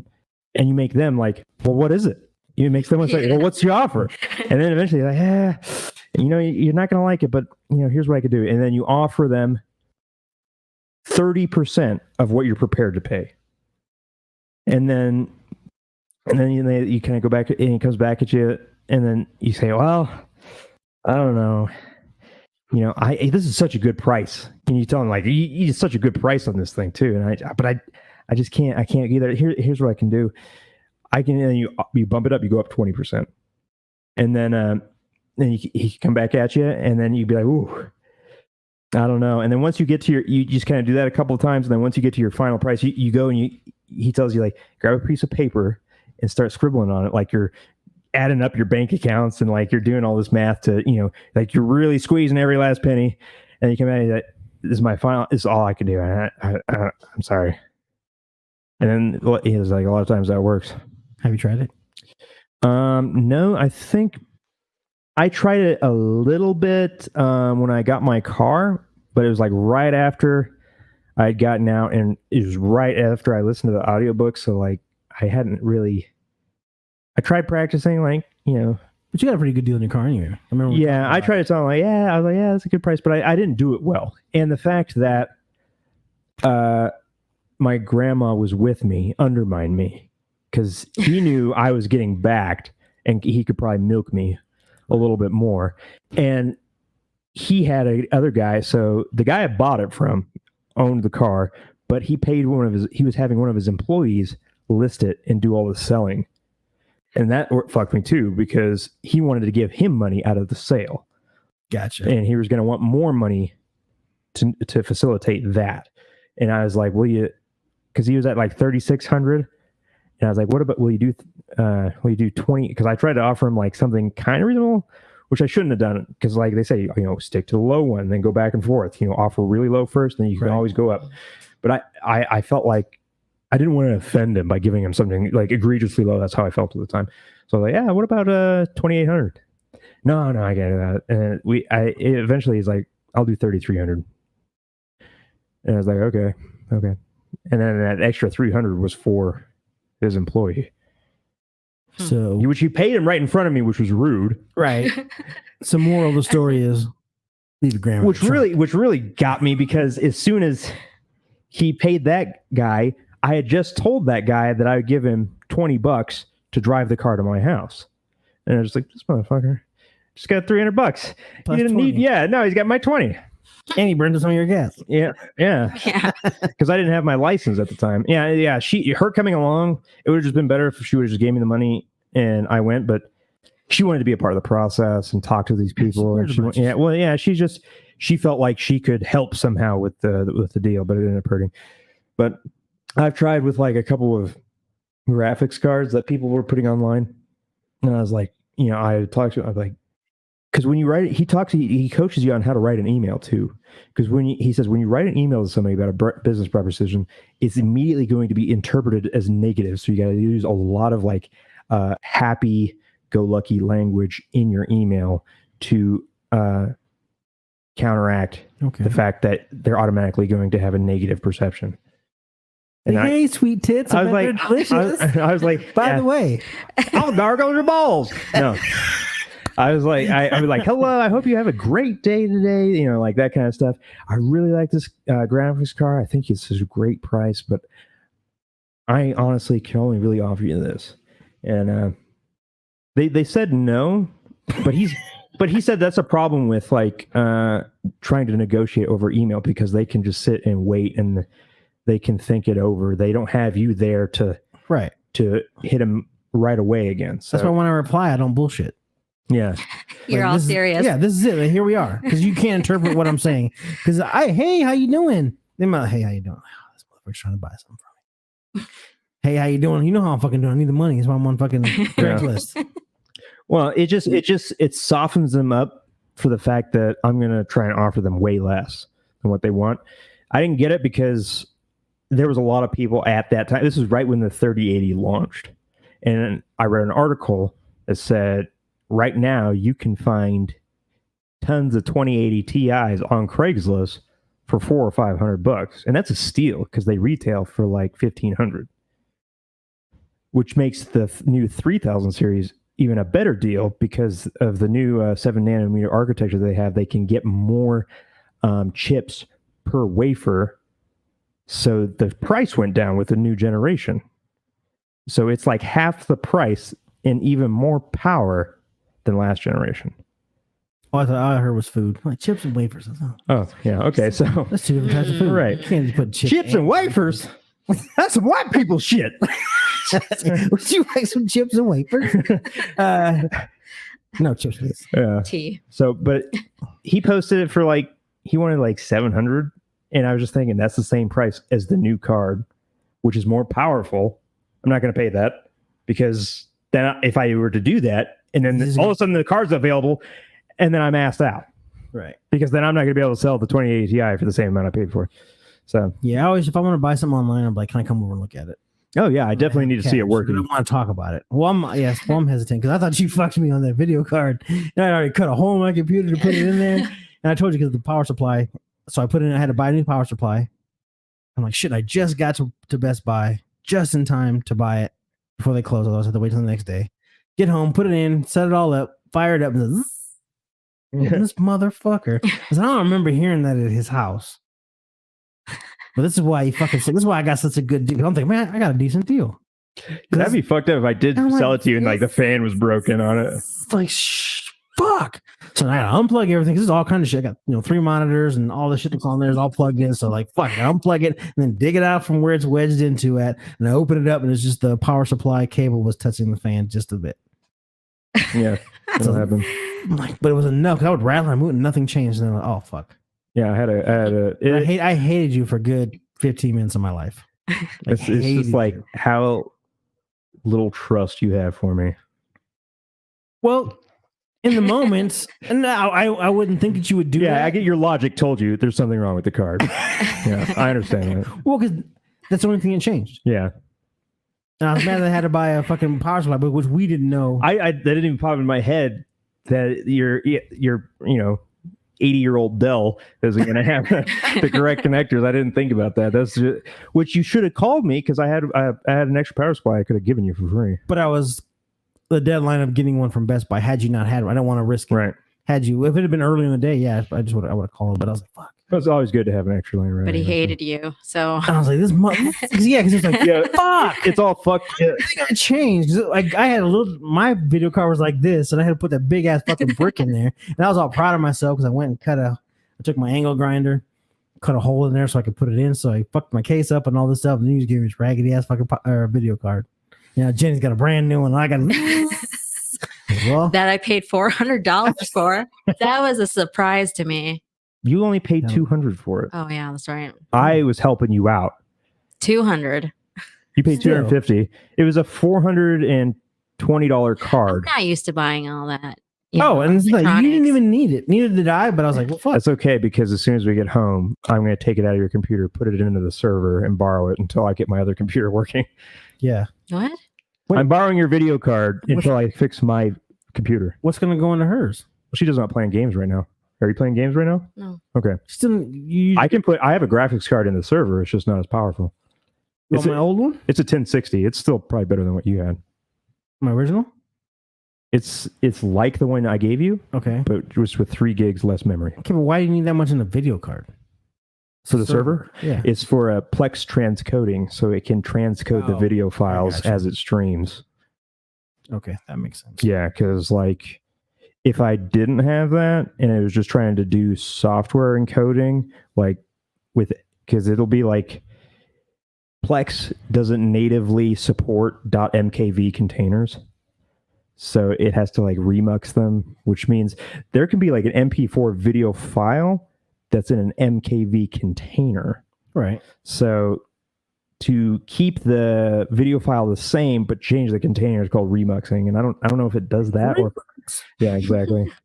I don't know if Plex doesn't natively support MKV, so they have to convert it somehow. And the newer video cards have an encode and decode feature that's really efficient. So gotcha. But anything lower than a 1060 I don't even know if a 1050 actually supports encode and decode, but yeah, I got the cheapest model that was capable of it. I think I paid $140 for it. It was a 1063 gig. So Okay. much less capable when it comes to playing games, but it'll get the job done. Okay. Yeah, it was like the mini version too. So definitely limited. All I know is I can edit video and watch it in real time. That's all I cared about. Yeah, it's probably overqualified for what I want it for, but no, it's definitely helpful. because before I could put what I was editing on the big screen on one monitor, but I had to use like preview best is the best. So it's pixelated. Yeah. Now I can watch it in real time, real quality on the television, so I see how it looks on a television when I'm doing it. So Yeah, I couldn't do that before. yeah, that's one reason. Like, yeah, you'd be really limited on that processor because applications like that can really take advantage of like multi-core support now. So only having 4 cores, and I don't even know if that was a hyper-threading, if they had hyper-threading when your CPU came out or not. No, I don't know.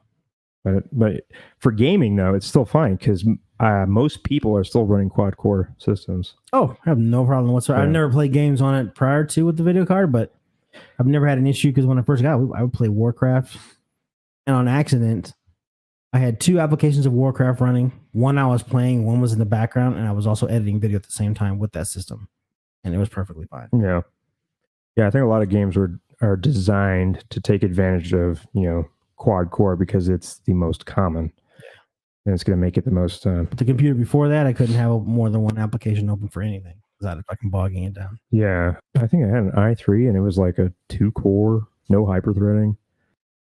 But yeah, definitely my next computer will be built by you. But this one is perfectly functional. I've had it for years. The new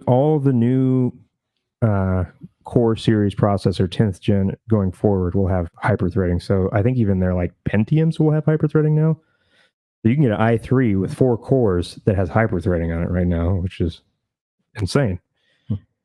It's amazing, like how fast technology will leap like that. Yeah, because they're losing money.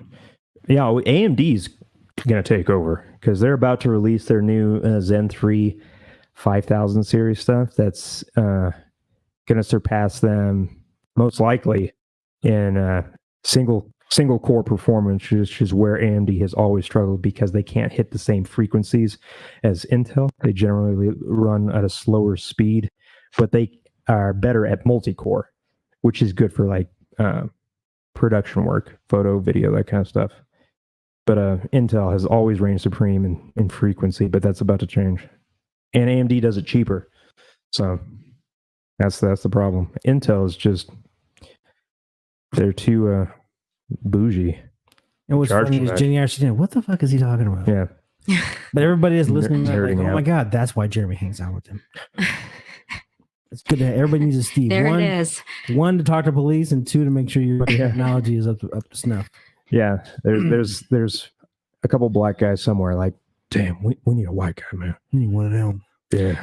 Ain't no telling what he did to get his respect. I ain't been able to use Facebook on my computer for 6 months, man. I gotta get that guy over. Yeah. Like, I didn't know Messenger. I ain't never had no wafers and crackers before. Wafers and chips. Wafers and chips, yeah. What the fuck? Wafers and chips. They sound delicious. Man, that's rich people shit. Wafers and chips, Perrier. Perrier. Yeah. It's Filet Mignon. Flip Mignon. Yeah. Get like Little John's like gold diamond crusted cup. Fill it with. Everybody's like, the first is coming up, dog. Yeah, my grandma check coming in. We trick or treat, then we party. And she don't even need half that. So I'll get like most of it. You know what I'm saying? Do you guys give out candy? Come think about it. But yeah, we do. Is there a Beggars Night this year? A Baggers Night? Beggars Night. That's what Beggars Night? Yeah, that's what it's called. Oh. Trick or treating is Beggars Night. Oh. But I don't know if they're going to have, which is annoying because the one fucking holiday that people want to wear a mask, they're going to cancel. Yeah, literally. Yeah. Part of the costume. Yeah. You can't cancel Halloween. I don't know. It's like canceling Christmas. No Christmas this year. COVID. I was like, oh shit, this is a conspiracy. They are trying to pull some shit.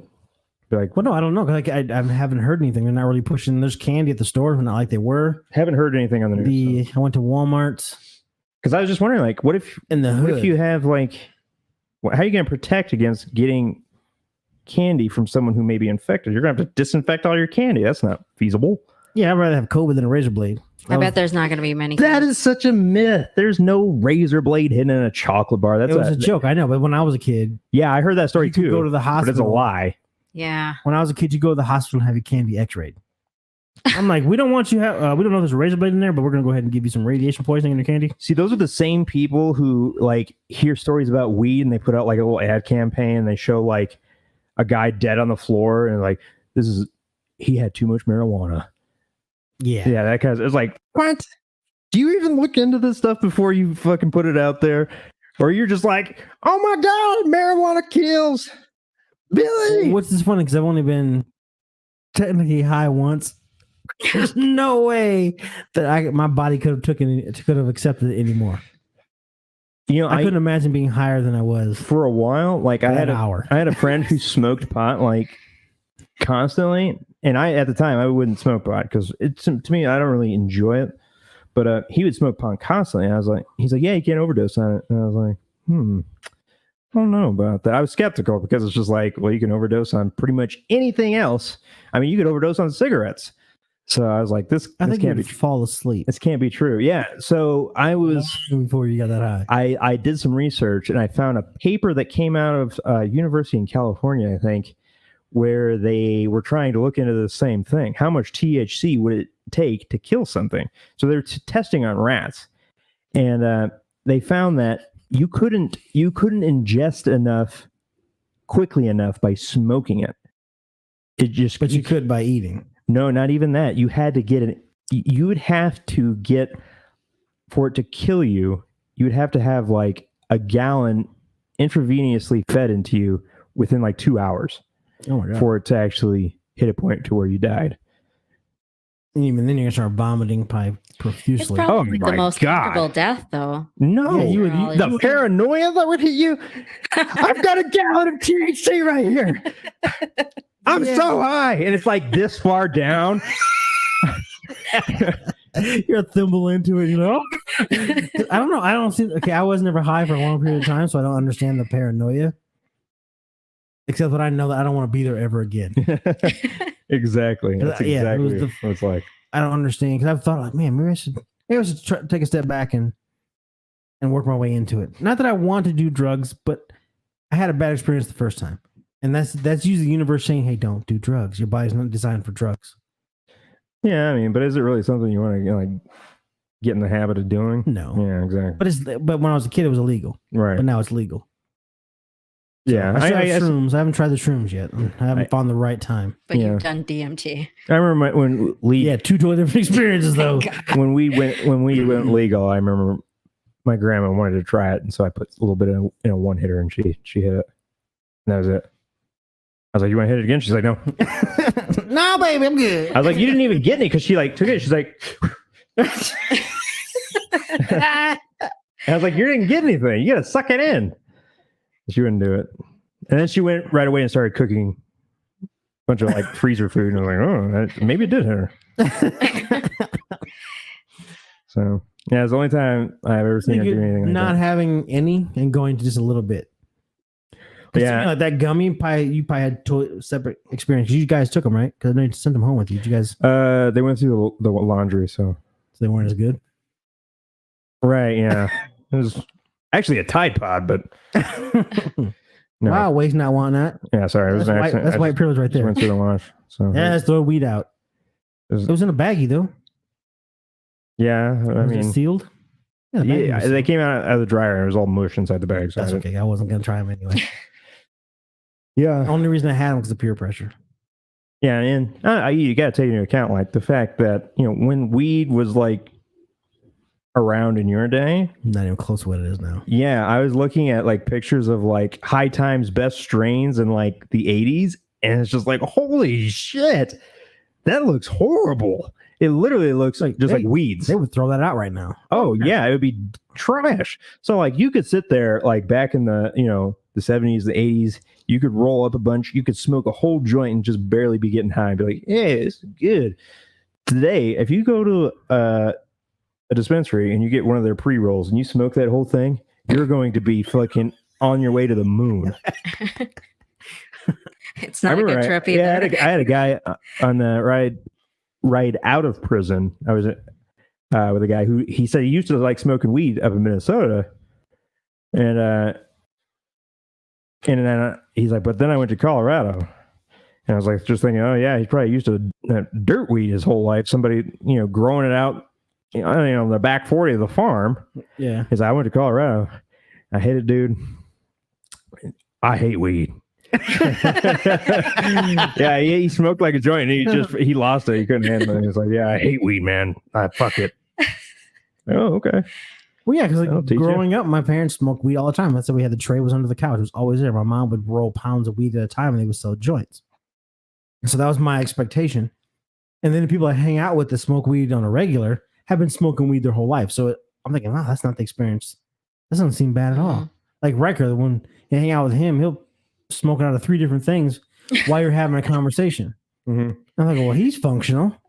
How bad could it be? And then I have that one, like, oh no, I don't want to be like this any more than I have to. Like, why would you, all I have is that experience to go off of? I'm thinking, why would you want to be in this state of mind and have to interact, feel this way on a regular basis? Yeah. How many times do I got to get to this level before I realize this is normal and reality sucks? And that was all I could think about. Like, I can't perceive my life being at that level where what I'm experiencing in this moment right now is not okay anymore. This is amazing. So thinking like I have shrooms. I haven't tried those yet, but that's the next. Yeah, way different experience. I'm scared. Fortunately. What about LSD? No. I think DMT was a bucket lister. I had an amazing experience. The gummy was the opposite. So like I'm hoping the shrooms are somewhere in between, and I'll be okay with my life. Your story scared me. My story? His story. Yeah. I doubt I will try DMT again. I was thinking about it because they have like these ayahuasca center down in Florida where they get together and they actually get real. So the thing is, but see, the ayahuasca, you're on it for a while. Whereas the DMT, when I was done, and again, I wasn't hitting it like he was hitting because I don't know how. But you told me the too high for your pants story prior to the DMT, I probably would have been like, bro, because even the person that we did it with was like, look on his face when you hit it the 3rd time. So what's crazy is just step back. Yeah. So I wanted to get to the highest level possible because I didn't want to like pussy out and have like a weak experience where I didn't like get to hit those levels. Because like in my research, they're like, yeah, you got to go in deep, and when you get there, it's amazing. You will have visions of Mother Ayahuasca, and it's like you're another entity, and you'll experience like this. It's going to change your life. It's like it's supposed to enlighten you, and you come back and your ego's been dissolved, and you're like a different person. I was like, okay, I'm down for that experience. But when I fucking hit that shit, like I was taking deep.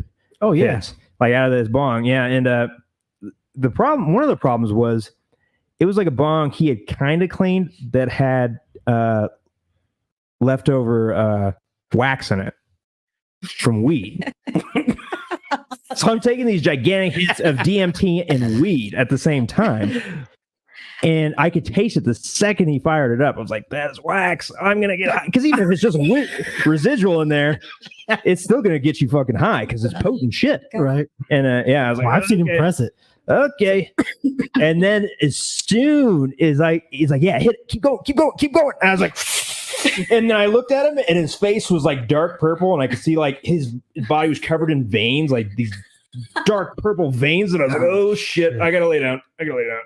And I closed my eyes, and it was like a giant mouth, like opening and closing, and then a guy in a suit, and he had blue fire for hair, pure white skin, sharp white teeth, and his head was spinning around in 360 degrees.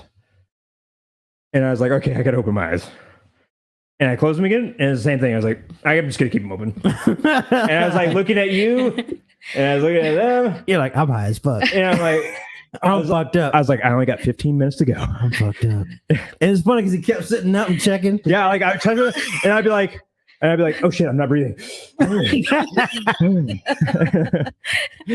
then I look around again, and he was playing that god awful like DMT mix. And it was like, wow, like that deep synth cut, and it was just like driving me deeper and deeper down into this ravine of like fear and anxiety. And I was just like, why did I do this? And I was like, but then like the last 10 minutes, like, you took that deep breath and then you were gone. yeah. You were still like hovering on consciousness for a while when you kept checking. You said something like you thought you were naked. I thought I wanted to make sure my sweatshirt was still on because I thought I didn't feel like it was on me anymore.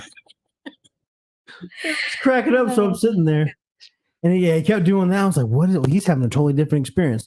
And then you took a deep breath and you exhaled, and then you were just still for a good 5 or 6 minutes after that. Yeah, that's when I hit the point where I was like, I started like, I hit my thought process from a different angle, which they said DMT like helps you like gain perspective on things, that's what I was experiencing. And I was like, why did I do this? I started to like introspect and like, why do I want to get high on this drug?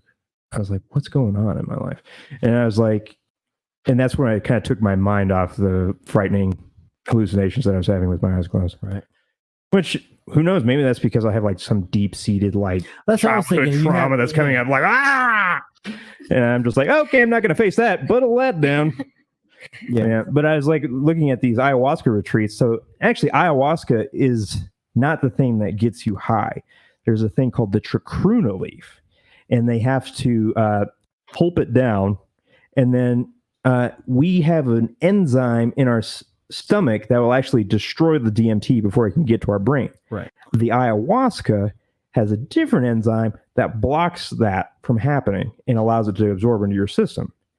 But they do these ceremonies at this place down at this retreat down in Florida, and they make it real spiritual. And there's all these people there, and they have like, you know, bongos, and they sit outside in the dark, and they have like a shaman there, you know, and everybody's like safe. There's a nurse, like everybody's checking on you. Like, I think I may be able to do it there. And it's slower up than it is smoking. Yeah, it's there instantly. Yeah. You hit it, and then you're already to the moon, and then you're back down. It's like very abrupt. There's not much of a bell curve there. But you went because the first hit, because again, I don't smoke anything. So that first hit, I wasn't sure if I hit it right. And all of a sudden, as I'm exhaling, like the world starts shaking, like on the Fight Club, when he's going through that little thing and everything's shaking together. Like to me, like my reality is shifting, and I'm being pulled away from like my soul and my existence was separating. And then the second hit, I burst into smoke, and my body was no longer a physical thing, and I got scared, and I stopped and I sat down. And then I was like, you said, all of a sudden inside you start thinking, and like my thoughts, like right now, if I think, it's just me thinking. My thoughts became a real fucking dude having a conversation with me. Right. I'm like, this motherfucker's in and there's like, and to me, it was my thoughts became a conscious individual sitting inside my skull, having a conversation with me inside my head. And you want to say it out loud, that sounds retarded, but it was real to me in the moment. I'm like, because I was holding onto my knee, and that's why I laid down the second time. That's where the laying down came from, because I was holding onto my leg, like the thought in my head's like, bro, let go of your knee. Like, stop being a pussy. Like, let go. Like, no, I can't, man. Like, I know that I'm here. I know my hand on my knee, and I'm still connected to the earth. Because I could still feel myself in the room, but I couldn't. And the smoke thing scared the fuck out of me, because all of a sudden I was no longer me. I'm like, ooh, let me stop. And so then I didn't. And while everybody else was in the room was doing it, I went and researched, like, oh, and take that smoke or whatever is the beginning of taking off. And so the next time I laid on the ground and took the third hit, which was really fucking hard to do, because I was like, I'm smoke. Like, how can I still put my lips on the bong to inhale, because my body is not real anymore? And I took the third hit and gone. Yeah. That's when I got stuck out the window, and I was looking at myself laying on the floor, but I still knew I was in the room, but also I was outside the window looking down at myself, and then my face imploded and I woke up. That's why I think like drinking it would be easier, because but you're trapped in it. I know it, like with acid, I've had times where like I would take it, and you can slowly feel it start to creep in. You'll get like a body high first. You'll get kind of a little bit jittery, and then all of a sudden you'll see like the grass or the pavement start to move up and down a little bit, like breathing, kind of like waves in an ocean, just up and down. And then like you look at the trees, and the trees will be going like, and then you'll start seeing different colors. I remember I took acid right before I went to go to work. And I went there, and I was having to like cut and measure stuff. And I knew I was like getting fucked up, but then I opened up the measuring tape to go measure this thing, and I looked at it, and all the numbers started moving all over the place, like, and I was like, "Oh shit, I'm not gonna be able to do anything." And I got up and I started walking, and the entire ground turned into like a disco floor with different lights flashing, different colors. I was like, "Holy shit, I better go home." Terrifying. Oh, it was fun. It was like I didn't feel like any type of anxiety though. Like it wasn't anxiety. Like the DMT when I hit it, and I think this is partly because there was weed in the thing. It immediately made me feel anxious. Like I got extreme anxiety. Like right away, my heart was just going. I got really bad chest tension. That's where my stress manifests, is in my chest. And I just the physical response I had from it made my mind want to be afraid of something, right? Because I was having that physical panic reaction, and my mind wanted to think about something to fit that reaction. That's my theory. So like with a slow up and a slow down, I don't think I would get the same anxiety, and I could handle it. I think the hardest part about being one of those ceremonies is the nausea, because it makes you puke, which is supposed to be part of their purging process, right? Like people think it's cathartic, like they're getting rid of their toxins, all the bad shit in their life. They're getting rid of it. I heard people talk about like the first time I took heroin, man, I shot it up, I threw up. It was fucking amazing. Like, I don't know. Yeah. I've vomited before. I've vomited several times. There was nothing amazing about it. At no point in my life, I think I want to throw up again. Yeah. I mean, but the thing is, like when you're in one of those ceremonies, you're not just puking. Everybody's puking. You're going to smell that shit. And just to me, like thinking, if I'm high and I'm not feeling good, and I hear 30 other people around me puking, and I'm puking, dude, the night we were playing video game, we playing Call of Duty with that guy, he's kept going. Like we played a whole match. The match, I think it runs about 20 minutes. Yeah, he probably was forking his phlegm back 10 times a minute. It was literally constant. And you'd hear him come up, and he'd spit it out. Yeah, you hear him go. The game. I'm like, and then all of a sudden I start smelling shit in the room. Yeah, my mouth starts salivating, like that pre-warm like vomit. That salivation started. I'm like, what the fuck? I'm trying to play. I'm like, I want to back out, but Steve's. I wanted to talk shit to him so bad. I just wanted to be like, what do you have? Fucking lupus?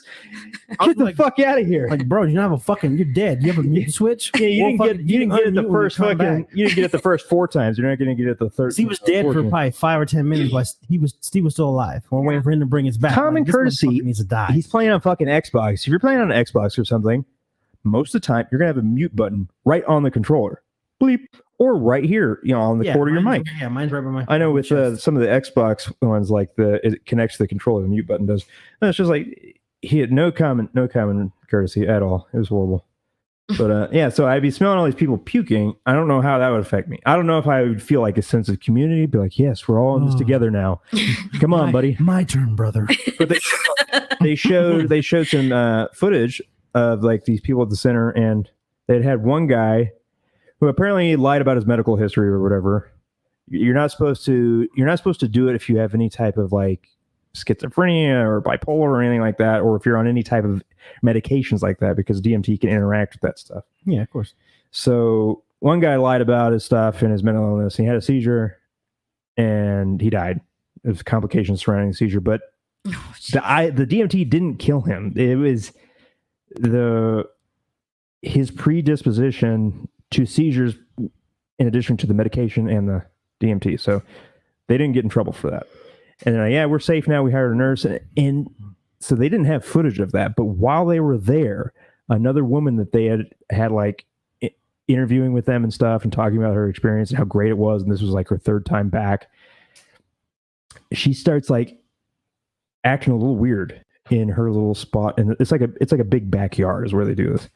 And she's just kind of like starting to look like she's got a gimp hand, and people are like, "Hey, I think she's having something go on over here," and she's just sitting there, And they bring the shaman over to fix her, right? No, of course. They don't bring the nurse over yet. When in doubt. Because they don't want to panic people. So they don't bring the nurse over. They bring the shaman over. And he's got this big feather fan and a robe on. And he's got some of the tea. Takes a swig of the tea. Or he chants on it, takes a swig of the tea. Spits it right in her face. And starts fanning her. And they do that. And it's fanner. Like it was like fucking watching Triple H on WWE. All right. Yeah, and then the owners are just like, okay, she's seasoned up. We gotta get her out of here. That didn't bring her out of it. We gotta get her out of here. That's the wrong. And I'm just like, gray. That looks like a bad experience because I cannot imagine hallucinating while walking up in a seizure. That guy spitting in your face. Yeah, that's the last thing I want. It's the fucking peace out, bitch. Yeah, he's just like habla gingivitis. Yummy. It's probably like a dragon blowing in her face. Oh, His breath. I want to know her story. Yeah, she said they got her like the next day because it's like a 4-day camp. You stay there. They got her out of the hospital the next day. She came back, not to partake again because I don't think they were going to let her. But she also was just like, yeah, that was it was good, and then all of a sudden, I blacked out, and she couldn't remember anything. And she said she went to the hospital, and she's just like really disappointed. And I woke up covered in halitosis. Yeah, and I think I have a herpes, but yeah, she was like, yeah, I don't know if I'm going to do this again. She was just really conflicted about the experience because it was so negative. It almost counteracted all the positive experiences she had with it already. Because she said she had used it to overcome her alcoholism and it totally changed her life. And she was living totally a different way now. And it was because of this thing. Helped her discover herself pretty much. And they had another woman on there who had also a really good experience. Like she had a husband that she was with and then a daughter from like a high school relationship or something. And the daughter was like grown, like 17 or something. But at this point, so he had been with her for like, 12 years or something with the daughter in the house.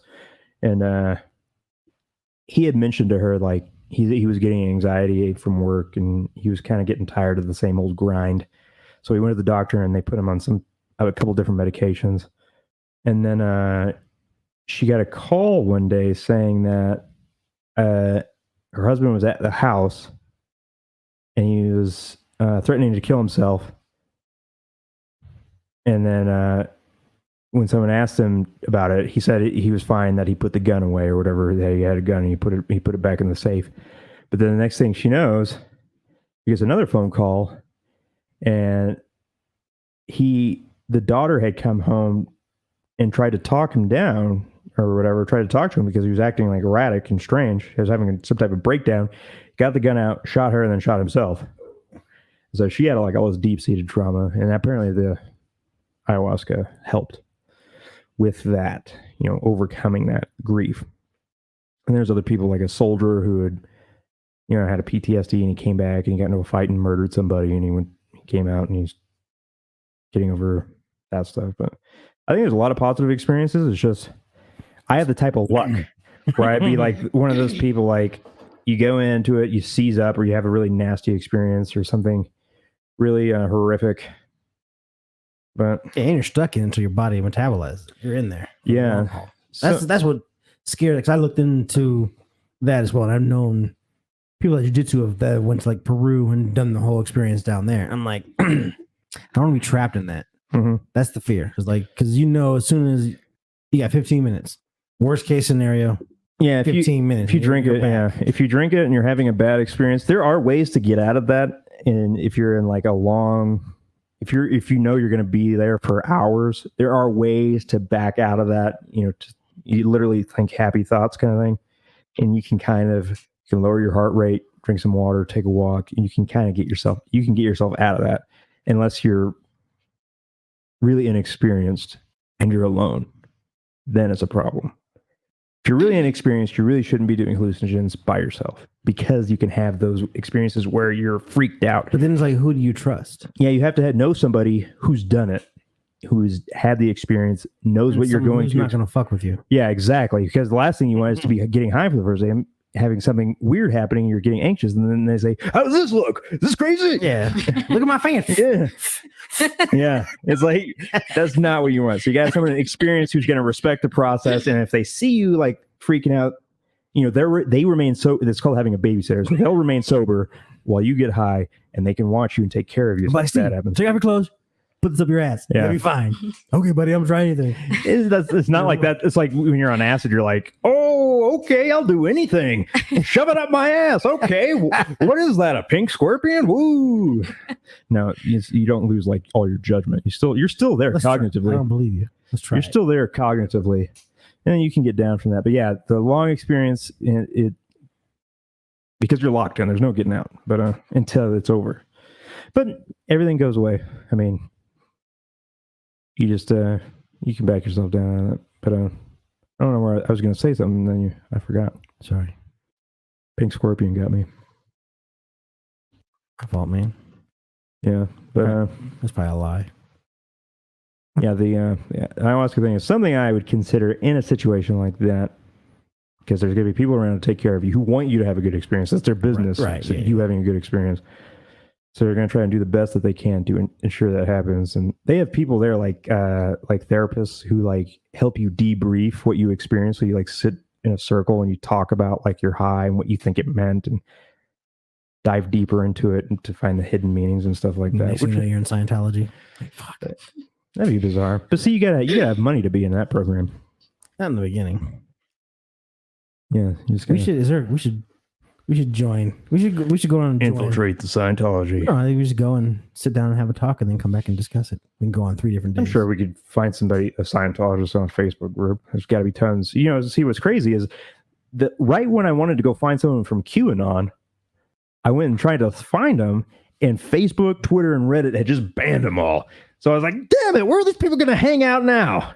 Right, with the incels. Yeah, I was like, where am I going to find them? Because you Google them and they don't rank in search. Like no QAnon forum or website ranks in search at all. It's only like articles about QAnon is crazy. President Trump has QAnon people or what. And then go on the dark web. I'm sure they're. Yeah, it's very difficult. The dark web isn't indexed, so you can't like just search it. Gotcha. Yeah, specific links.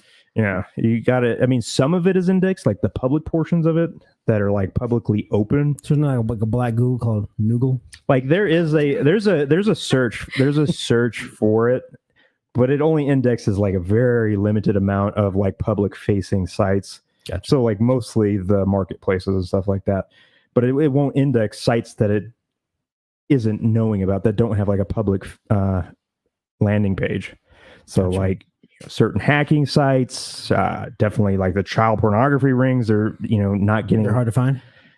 I would assume. I don't know from experience, but that's weird. Like, so it goes off the point. If you, in order to get into those places, you got to know somebody's already in there. But why don't you just hang out with those people? That's weird. I've always wondered. So like, I'm sure like there's people who congregate in the dark web. Like somebody will start a dark web website, but they'll also be kind of. Where do you host it? That's a good question. It's got to be hosted out of the country. I think there's nodes, Tor network nodes, and it's actually illegal to have certain nodes in America because illegal Tor network traffic is getting routed through there, and if it's coming through your server, you're liable for it. So certain nodes, because I know there's a couple in Oregon running a Tor network node or something. Yeah, I believe it was called a node. Could be wrong on the terminology there, but they got arrested for having it because it was routing all this, illegal encrypted traffic, which they couldn't control. Right. They don't control which traffic comes through their node, but they got in trouble for it. But so yeah, I think there was probably people who had a site and then made it that is dedicated to this thing, and then they also are hanging out on the quasi semi-legal strange forums that are still available on the ClearNet, where they could talk and be like, hey, this is the link, come check it out. And then it kind of just gets spread through word of mouth. There's no advertising, and then the more people that come, there's probably sharing, selling, trading, right? Discussion. Oh, did you see this? What did you think about this? Ooh, how about this one? I got this one back from 95. Church pastor. Ooh. Yeah, there's probably like so many people like to just see the face value of things and don't realize that even brutality and disgusting things are nuanced and intricate. There's a lot that goes into these. These people are deep thinkers. Some of them brutal, disgusting, but deep thinkers. Always making websites on the dark net. Bringing people in, doing it all in secret. Yeah. What was that allure to like the secret societies and stuff like that? And you want to be a part of something elite. Yes, I agree. It's easy to pull. I tried to get into a group, not a pedophilia group. Why would you even? That's not even where I was going with that. Okay. Well, I just wanted to say I've been talking about pedophilia groups, and I say I want to join a group, but I figured just white supremacy. Yeah, it was. Yeah, white supremacy. It definitely. It was actually quite easy to get into. You don't need to go in the dark net. I was in the Klan KKK group for a while. Really? They don't ask. Yeah, you're just curious. I wonder if you could join like You just find the forums, but you got to know someone who knows, because at Oklahoma City, it's not a secret. Right. So yeah, I tried to get into a hacking page on the darknet, and it was super exclusive. And I had to find out about it through I had to chase down these leads through several different hacking forums. And it took weeks to even find a link to one of these places that I might be able to get into. And to join, you sign up, and then you had to have an encrypted email set up and everything. And then you had to they gave you a deadline. You have 24 hours to write a piece of ransomware that will be critiqued by 3 of our moderators. And if they all pass you, then you can get in. And I was like, oh my God. I was like, okay. And I had no coding experience, very low. And I was like, And I got on GitHub. I was like, there's probably something on here. I found something that was called ransomware. I couldn't verify it. I wasn't going to run it. And I can't look through the code and be like, yeah, that's ransomware. But I added, it was missing a couple things that I knew it was missing, like a header, a couple opening things and a couple closing things. It was C++, which is the only coding language I had any experience in, which is why I found that one. But I tried to give it to them, and they're like, this is dog shit. This is a joke. And they're like, what are you going to run this on? I was like, oh. And right, we're crashing your server. Yeah, because I was just thinking because I had the code, but I didn't compile it. I just gave them the raw code. And I had no idea at the time, how to compile C++ into a .exe or anything like that. I had no idea. And so I was like, but I wrote them this really long, inspirational message. I just want to stick it to the man. We got to stick together as a community, and I can help, and I want to learn. I'll be an apprentice. You guys can teach me all your skills. And they're just like, nope. It makes me wonder now. How stuck up. But it makes me wonder now. They only want elite people in the community. Because they were surfing the web and like, oh shit. Hey, remember that guy that gave us that shit from some coding thing? Yeah, he built a server. Let's try what ransomware looks like. Yeah, that'd be hilarious. Pays in Bitcoin. Yeah. Just to troll me 10 years later. Oh. Here you go, the man. Yeah. Yeah. Email me as sticking it to the man at this is ransomware.com. It's funny because they had an AOL email address that they wanted me to contact them at.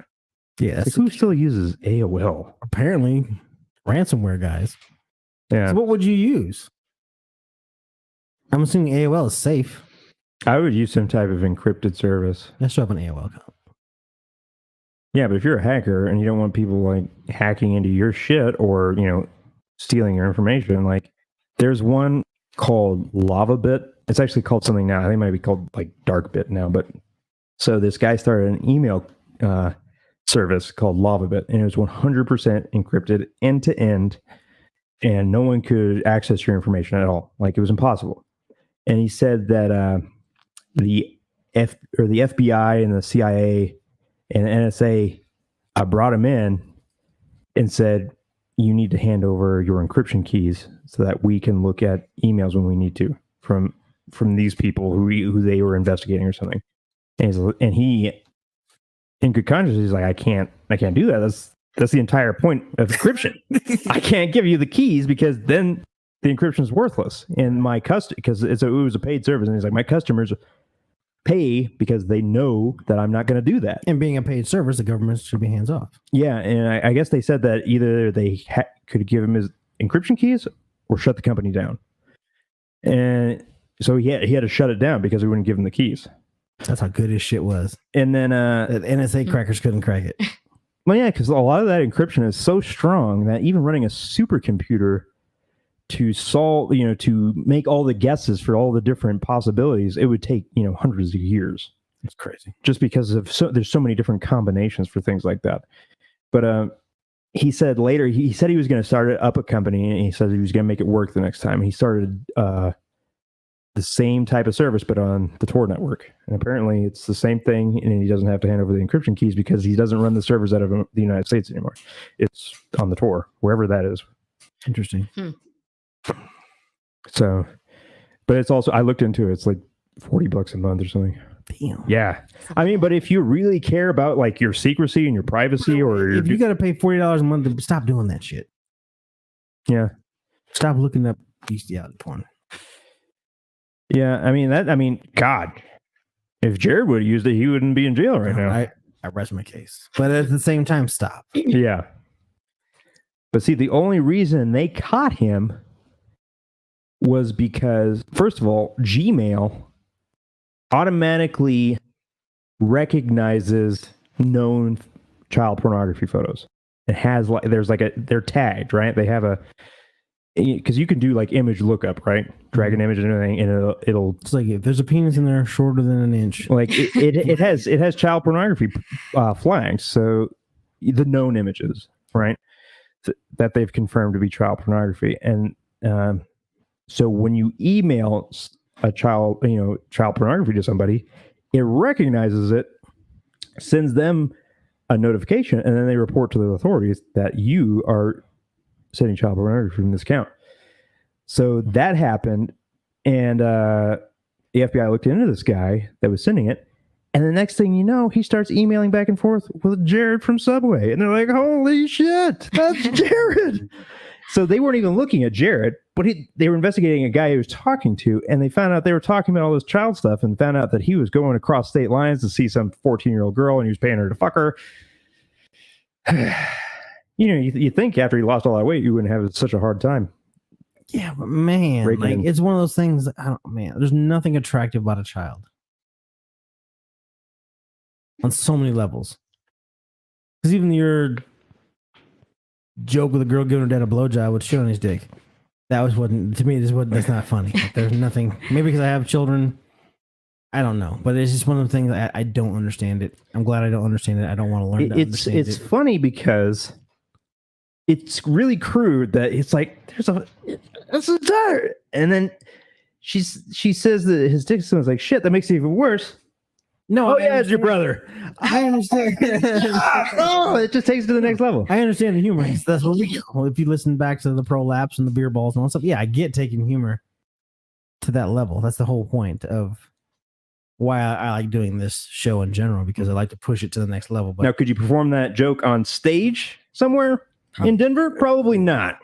Yeah, you might. You could. Jenny could probably get away with it. You could perform it. Yeah. As a woman of color, you might be able to get away with it because you got a little more leeway. You have to do it with your mom's accent, and it would be better if you were gay too. But so I like a little boy. He said, "Mama, can I buy a car? Car? How you say? Tell that joke in an Asian accent and see if it's different." She can't do one. I can't do one. How does your mom sound? You can't make fun of your... I don't know. She... Thai accent's very specific. It's hard to nail down. But if it was like Margaret Cho, this sounds racist, but like Margaret Cho when she like to make fun of her mom, like, oh my God, spot on. She never goes says back ours. to herself. Okay. Yeah. She never says ours. So car would be ka. Ka. A lot of consonants in those languages. Just call her. No. Text her the joke and say, Mom, will you come on and read this? Oh, I bet we could find someone on Fiverr. Can you read this in a really like heavy Vietnamese accent? Like, strictly racist Asian accent. Oh, I bet we could do a whole YouTube video on racist voiceovers. Yeah. From I paid 5 different people to do this racist voiceover. Or we're just willing to pay anybody if you got friends. Can your sisters nail your mom's accent? My sisters don't even speak English? They don't even speak They're mute. Laos or Thai. They don't speak. Oh, the younger. They can understand it, but they never speak it. So my mom will be talking to them, and then they'll reply in English. Yeah, it's kind of weird. I don't have like an auntie or someone we can call. What are you looking up, sir? Looking up porn on my Wi-Fi. That's the only place I download the illegal shit. That's why we're fucking up. That's why you couldn't hear us for the first 10 minutes. Oh man, what time is it? We got Okay. we should call live links. I will provide versatile Asian voiceover, English voiceovers with Indo-Asian accent. All right, you got any samples? Which one do you want to hear? Sure. Sure. Deal Which one do you want to hear? Sure. Well, I don't know which one. You didn't give me options. You didn't give me explanation. Indo, whatever. Hi there, I'm Keshav, a voiceover artist from Nepal, a small country between China and India.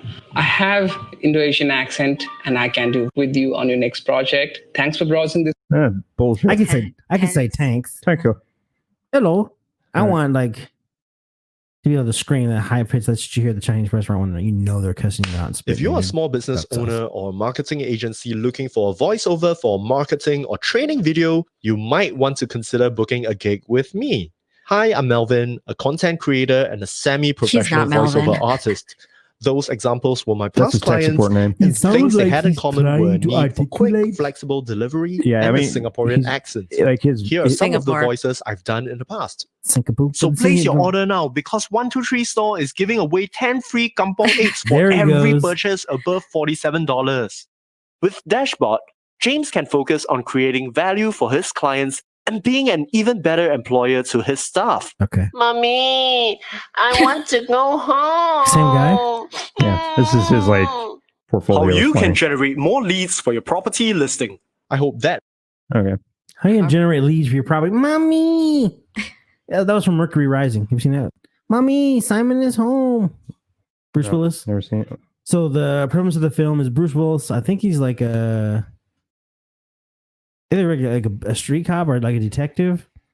Well, anyway, so an NSA code writer makes a code that's supposed to be uncrackable, puts it in the back of a kid's magazine, and if you can crack the code gives you a number to call. So this autistic kid cracks the code and calls I think I have seen that, yeah. And then next thing you know, like, fuck, we've got to kill that kid because he cracked the code that's supposed to be uncrackable. And so then Alec Baldwin is the head of the NSA guy of that team. And he sends a team of people to go and kill the little kid. And Bruce Willis is like his protector and trying to save him. This is not a real story. It's called Mercury Rising, a movie. Oh. And so the kid cracks the code, and then Alec Baldwin it's a documentary about wants him killed. Bruce Willis and Alec Baldwin trying to murder an autistic child. Randomly. Yeah, because Kim Basinger had an illegitimate kid. So, plot hole. If you didn't want someone to know the code and crack the code, why would you put it in the newspaper? Well, that was the thing. He wanted to make sure that it was uncrackable.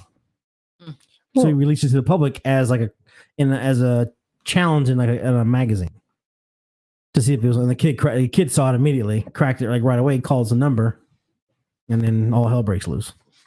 Because now it's the kid knows how to crack the code, and they don't want how do they know the kid cracked it? It was only the kid calling in, but they're afraid that they spent all this money to have this code, and the kid cracked it. It's an interesting story.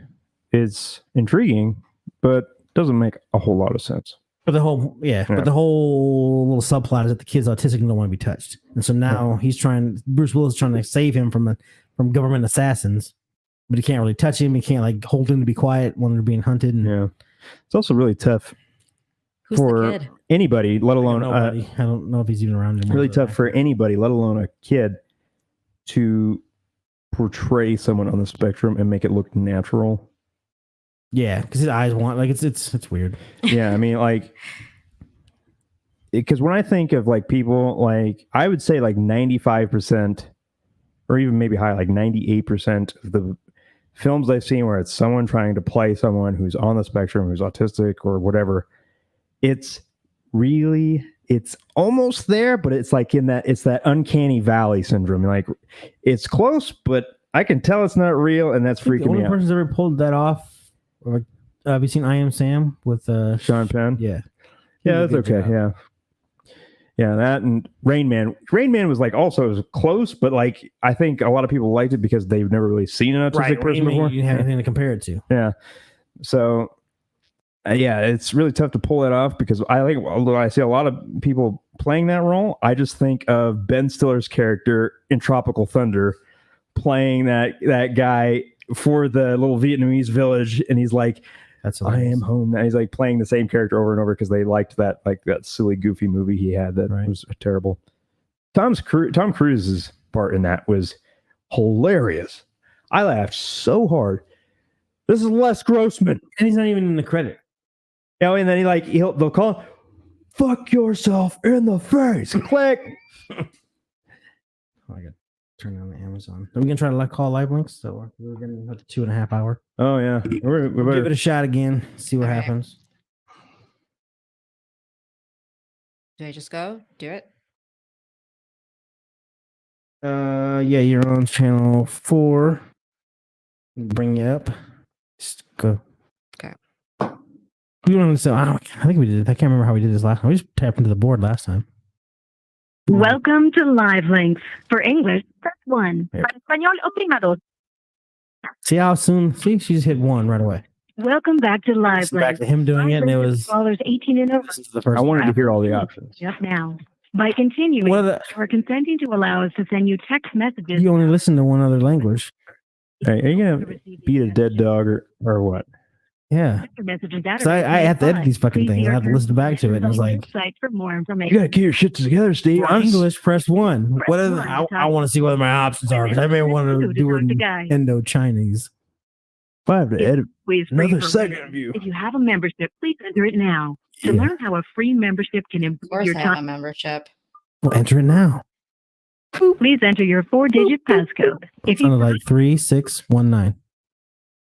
That close? No. Amen.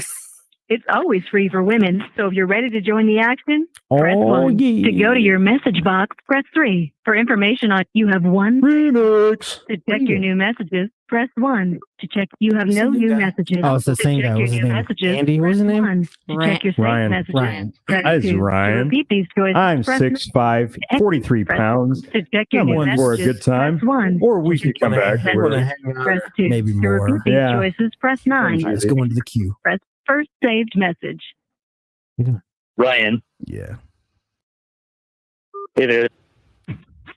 It's always free for women. It's not the So if you're Elvis, the new Elvis action, album. Press 1. To go to your That's it. message box, Yeah, press Tupac 2. and For Elvis. information on You go into using the our queue? system, there are English-speaking men and How 8 many? Spanish-speaking men in your region. I didn't hear. Now you can Three. choose which Yeah. language you want And to 8 read. Spanish. For English, press 1. For It shows like the cultural divide there when it comes to online access. Still available. To use it again, press 1. Record. There are 68 guys in your region.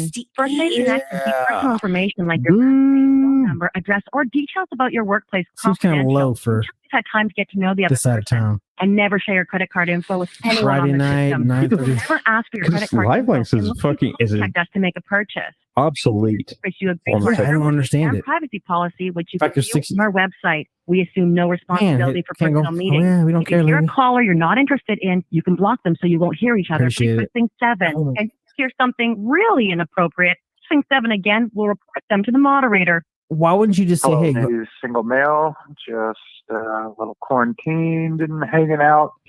Looking to see who Quarantini? might just talk, have a little fun and see where it goes. If you're interested, get a hold of me. If not, keep moving. And either way, I hope you're having a great day. Straight to the business. but he didn't Connect even describe with himself. This caller, You don't like it? 1. Send a Bail message out. or an icebreaker, press 2. Next greeting, press 3. Add this member to your hot list. Yeah, I would assume that. Good morning. Attractive, very open-minded guy. Just waking up. This guy is totally. Online here. She's out there. What's going on? What's going on? Good morning. I wonder if he wants sex. He wants to put on some fucking Barry White, Press 1. chain you to the bed, and throw you in a dumpster. Next greeting, press Yeah, 3. you don't survive Add that night. member- You want to go Hey, what's online? up? I'm in Denver. You want to meet up? Hey, what's up? I'm here in Denver, Colorado. And if there's anyone that want to hang out, let me know. To connect live with That sounds like the uncle you have. Twice? Yeah, like he had his basic reading, and then he has other. That's like somebody who's like copying and pasting from like their headline on Facebook, and then put it in my about me too. Press 5. Play the previous greeting. Press 6. Block. He sounds like a weird uncle that everybody has that doesn't really know how to talk to people. Like, hey, what's up? Wondering who's out there today. He sounds normal. Lou? Yeah. Lou. I wanted a description. Caucasian, attractive, looking for an attractive, quality woman. He's Caucasian. He's old. Race is open. This guy sounds exactly like someone in my DUI class. Like exactly. Intelligent, sexy, Joaquin. good person to be Are around. you Joaquin? Say it. Sure, Yeah. you have Ask. good qualities. Let's chat. Say, is your name Joaquin? Sounds exactly like him, dude. Press 1. Send a message or an icebreaker. Press 2. Next, to send an icebreaker, press 1. To send a message, press 2. To repeat, please record your message. Record after the tone. Hit any key when you're done. Is your name Joaquin? Phoenix? Here's how it sounds. Press 1 at any time to send it with priority delivery, or press 2 for normal Then we'll delivery. test to make sure. Is your name Joaquin? That sounds great. To send your message with What's wrong priority, with you? press 1. He's got her Send it beat up. normally, press 2. Beat up? What are you doing in there? 3. You call me Joaquin Phoenix? Priority message. I'll fuck you up. 4. To repeat your message, press 9. Send it. To cancel your message, press pound. I don't. I Like- don't know. I don't remember. Gonna keep it. Okay. We want to get someone to call in. That's what we want. We'll float around until someone We sends you a still message. have the issue where our mics aren't getting routed into her. Yeah, you heard her Wants talk. to connect with you. No, but our mics aren't routed to her phone. In Denver, would love to chat. Yeah, you just heard yourself in the background. connect Yeah, but it was like that was because it was coming through her, message. like this in her phone, this microphone in her phone. This number to your hotline. Oh. Press 4. Here's No. the last message you sent them. It's plugged into this. The To microphone block wouldn't this work. Caller, press 7. You haven't recently sent that caller a message. To connect It's not live with Joaquin. this caller, press 1. Reply with a message, that? press 2. It's Skip not message, Joaquin. Press 3. Add told you this that? number to your hotline. No. Oh. Hey, right now, been partying playing all night with the party with a friend. And looking to see if any ladies that would like to hang out, play a little bit. 50 7 head 710? Holy shit! So I heard. extremely fine. If we So you have to be at that height. freak. I think he's Must be a freak. Is that what you said? Yeah. But it's not like he said, 7 inches. oh, is that what he said? I think so. To connect live with this caller, press Cutting 1. straight to business. Send a message record. or an icebreaker. I Next, really open-minded. press 3. 7 Add this inches. member Must to be your a hot freak. list. Press 4. What do I Return do? to the beginning of the greetings. Press record 5. something. Play the I'll talk to previous her. greeting. Press 6. Block this caller so you won't hear them again. Press 7. Hear this. Please record your invitation We'll for see- this plus we'll see if caller this to works. join you in a private conversation. Record after the tone. Hit any key when you're done. Hey, white guy.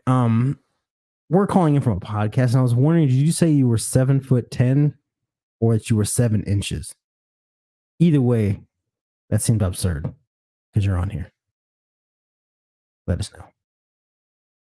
Here's how it sounds. Press 1 to accept it anytime. Yeah, you're right. Because that's not a 4-pole. It is not. This needs to be a 4-pole for that to work, I think. And even then, I don't know if this would accept a 4-pole. To accept your recording, connection. press 1. Greg, please hold while that caller listens to your connection request. To cancel your request at any time. Oh just my press gosh, the this is pound key. about to get. So I think we need Why to is do your mic still picking up? because that's not a 4-pole. It thinks it's just headphones. Oh, I see what you're saying. So I think what we need to do is somehow route the call through the computer. Well, we tried that the day, but it wouldn't let us connect. But we can do it through. I have a Google Voice number that's local, and that was the problem because the 530 YouTube is not local. Right. Oh, they're ready to connect. You're connected. You can break this connection at any time by pressing the pound key. Say hi. Hello. Hi. Hello. Hi. Who are you? Me? My name's Jen. Yeah. How are you? I'm good. How are you? What's that? I'm good. Are you a couple? Am I a couple? Yeah. Okay. What are you guys doing tonight? Nothing. Not much. What are you doing? Good. Are you in Denver? Yes, I am. So, I don't know if your man had a question.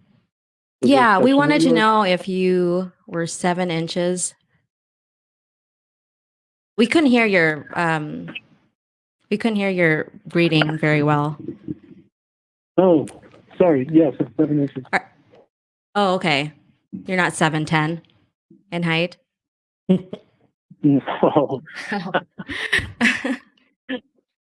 No. No. What are you guys into? We don't have anything planned. What do you want to do? I mean, what are you into generally? Everything.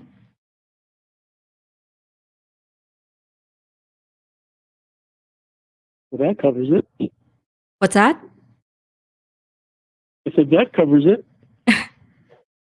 You party? With what? Clear. Oh, What? sometimes. Yeah. What do you guys look like? What are your stats? He's 6'2", black, 50. Yeah. I am. Okay. I'm 5'2", blonde hair, Uh-huh. brown eyes, Yeah. 36C bust.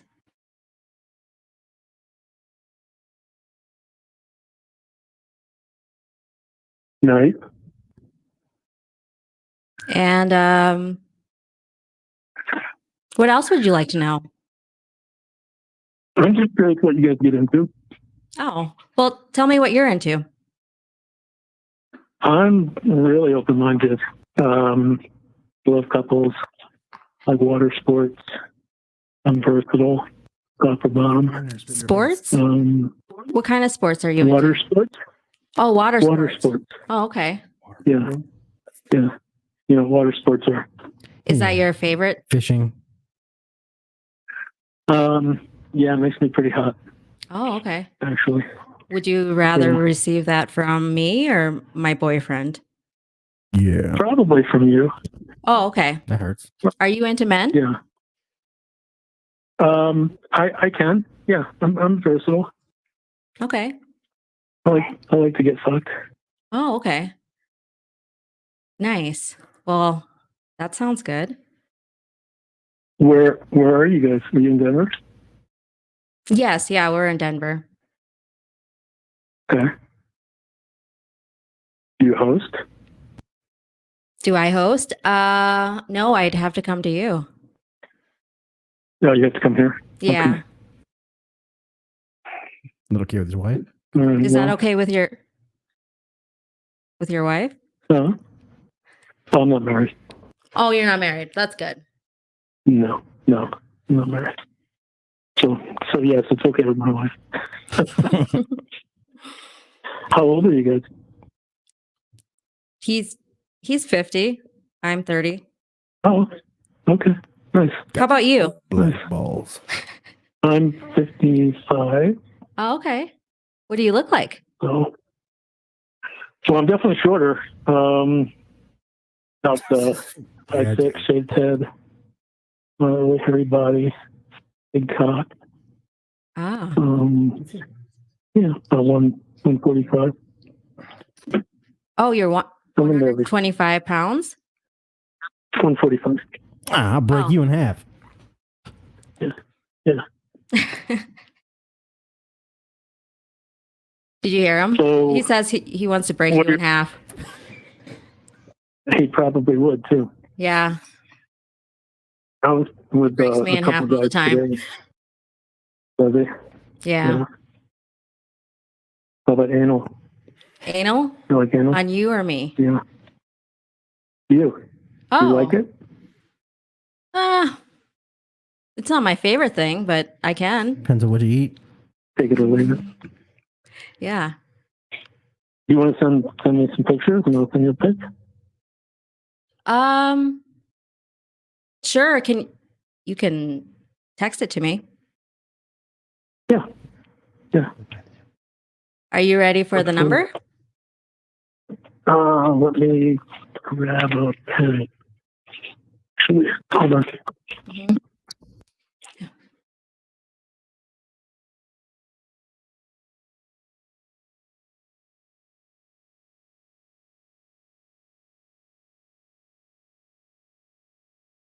Okay, go ahead. It's 530-968. Okay. 968? Yep. 8823. 8823. Okay. Okay. All right.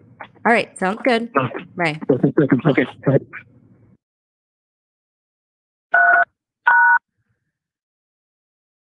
That was way too easy. Those guys are desperate. Dude. I'm open-minded. And he sits there, break him in half. He wants to break you in half. Oh, okay. I bet he is could. desperate. He is Right? desperate. Like, what, you like anal? Yeah. I mean, Yeah, you made him into fucking, like, what's his name? you terrified him. 6'2", Yeah. 50-year-old Black. He liked established it. black He's a man. small guy. Yeah, he's like 5'6", 145 pounds. That's that big. Who's that And he's 50 something. 50, He doesn't sound that old. 55. Yeah, see what he sends us now.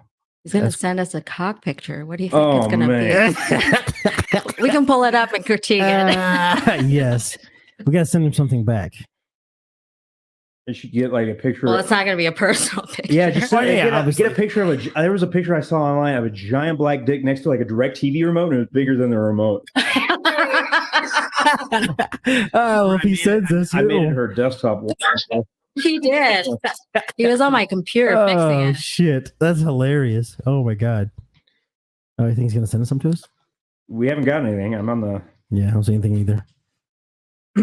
Oh man, we could make a whole episode, like a whole show of this. In fact, he was quick to do it too. Yeah, we could do like a live length segment, like every other week or something. Live link That way we crank don't calls. burn people out on it. Yeah, we gotta figure out how to route it through. And well, not necessarily because when we started laughing, he'd have heard that. Yeah. So it's almost good to keep it the way it was. Um, because otherwise they'll break him in half. I'm like, what did he say? That's too bad they don't have a line for like gay men. But Then- obviously then you- they do because he was. I'm sure they do. Did it give you an option? I guess if you I think there's women or men? I think there's a program for women called Dex, which allows you. It pretty much turns your computer into the phone. And you can make calls from it, and it'll route through the computer. through your phone number. Yeah. Okay.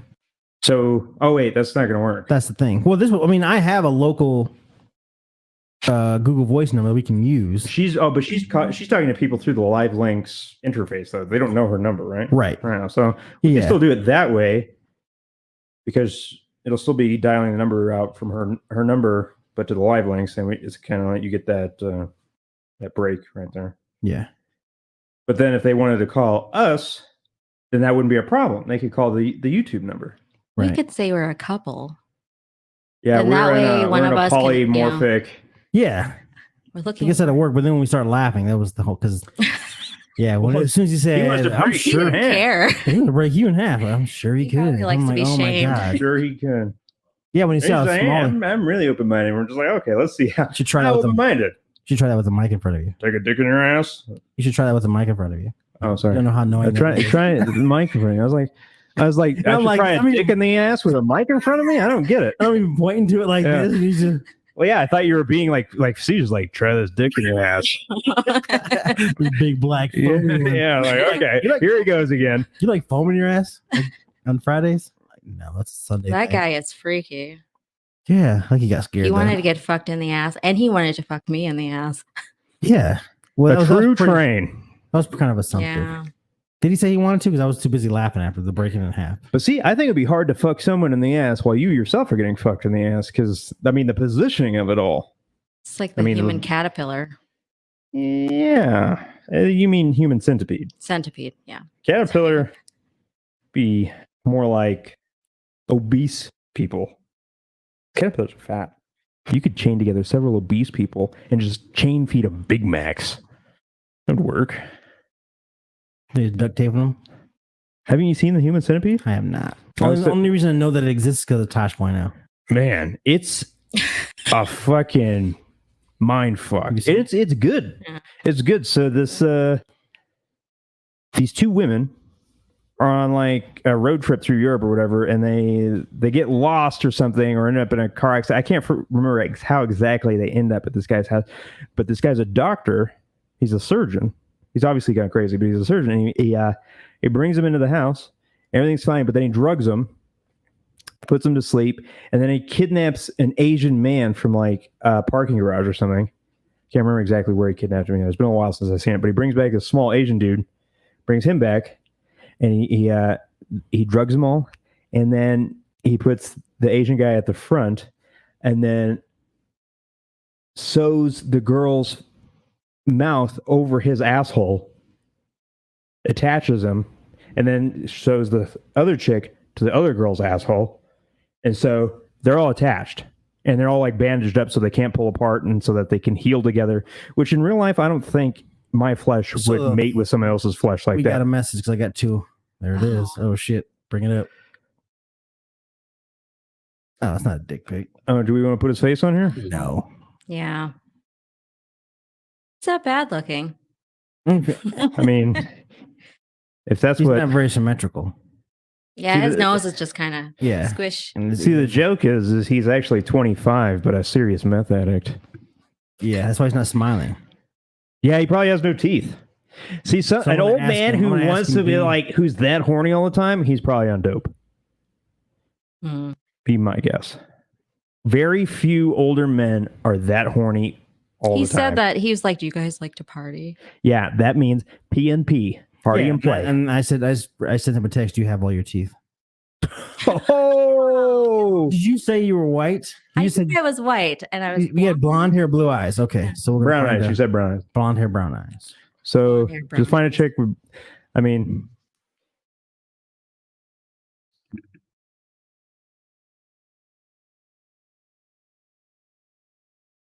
Brown eyes. We want profile pics too, not like some. Yeah, it's gotta be a selfie. She has a black boyfriend. Yeah. You go with that one? Yeah, she can pass us 30. Yeah, I think we could let's find something a little bit more raunchy looking. If we don't, let's find somebody like that. She has a nice little hair's done. A Barbie doll? Send her a Barbie doll for sure. That was the first one. Yeah, just send that one. Picture. I'm gonna give Steve a chance because he likes to hate on me when it comes to the internet. We should send a really overweight woman. Let's see if he replies. He probably isn't gonna catch on to the fact she said brown eyes. He's probably not gonna remember that little detail. I don't know. The blonde thing.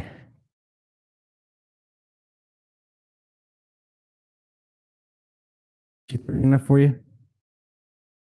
Yeah, I think I found a couple. I gotta. That's not 30. No, I don't know. Yeah, do that. My eyes are 45 years old, so to me, I slapping an age on things. Oh, you sent him. Oh, hold on. He replied. He said last time I checked, he had all his teeth. Oh, good. Just making sure, because there are none in. There are not any in your smile.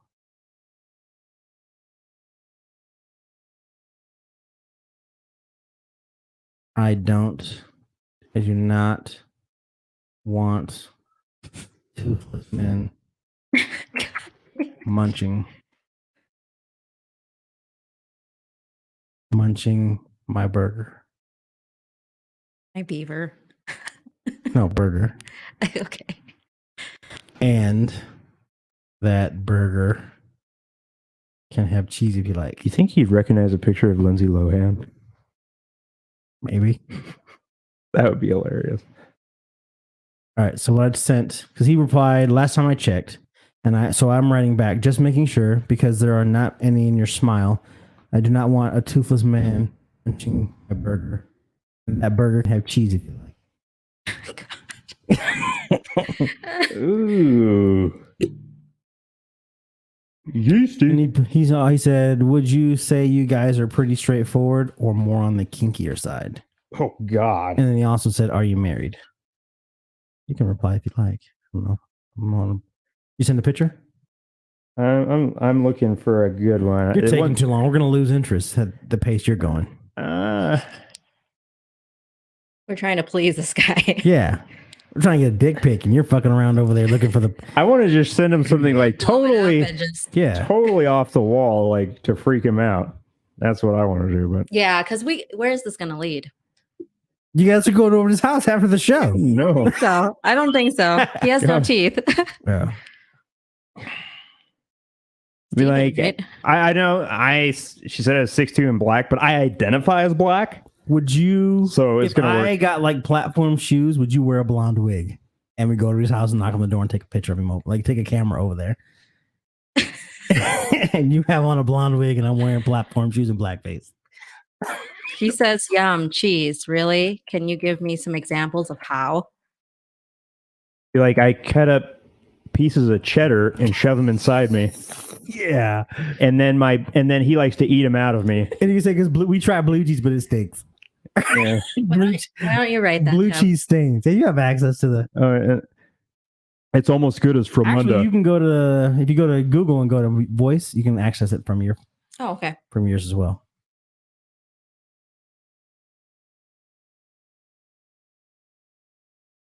It's crazy because like when you like do a Google search of like woman, like blonde women selfie, it's like all these like really pristine looking sexy women. The first two that I found that weren't like that. That's why I was giving you those options. I was looking for like a hardcore method. I want to see a woman with like no teeth, like and like scars all over her face. I like that. What is type in meth addict? I know, but a lot of it's just mug shots. They're not selfies. Yeah, send him a mugshot. This is the most recent one I got. That's why I was saying, would he recognize Lindsay Lohan? Because there was a mugshot of Lindsay Lohan with blonde hair. I was like, huh. He'd probably be like, wow, she's smoking hot. And it's like, yeah, it's Lindsay Lohan. Come over right now. I'll eat the cheese. He said, I partied and played a bit with some folks last night. I love to fuck myself with a nice big dildo. I thought you were going to say knife. A nice big dildo? Yeah. I like to fuck myself with a knife. 12 inches. Damn, he didn't even give me a chance to say anything. I want you in me elbow deep. 12-inch dildo. 12 inches. You're like, that's not enough. Wow. If you want to hang with, what's your name? You got a picture or not? We're waiting on you for the picture. You wanted to pick a picture, and I would already had one sent by now. I just can't find one that's not like realistic. I would do that looking. one. The one that you just... We just need a regular selfie. I know they're all... I can't find one. I showed you two, and you said no. This guy. I thought they were too good looking. Okay, what does it matter? I want to see how demented he's going to go. Like, shit, that's Lady Gaga. Yeah, that'll work. He has no idea. No one knows what she looks like. Well, that's the beauty of it. Exactly. Oh, man. If he says, oh, what's fucking Gaga's name now? Shit. What about your boyfriend? Send him a picture of Hitler. In blackface. I mean, fucking, I actually sent a picture of myself. Oh, no. You did? No. Well, how funny would that fucking be? Like, oops, disregard.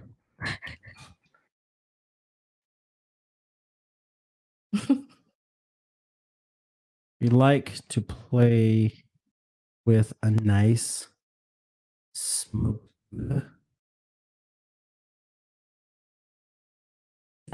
Because it's a cheese. Because darker cheese. Blue cheese. Blue cheese spelled blue? Yeah. Okay. Because blue cheese makes it stank. STANK.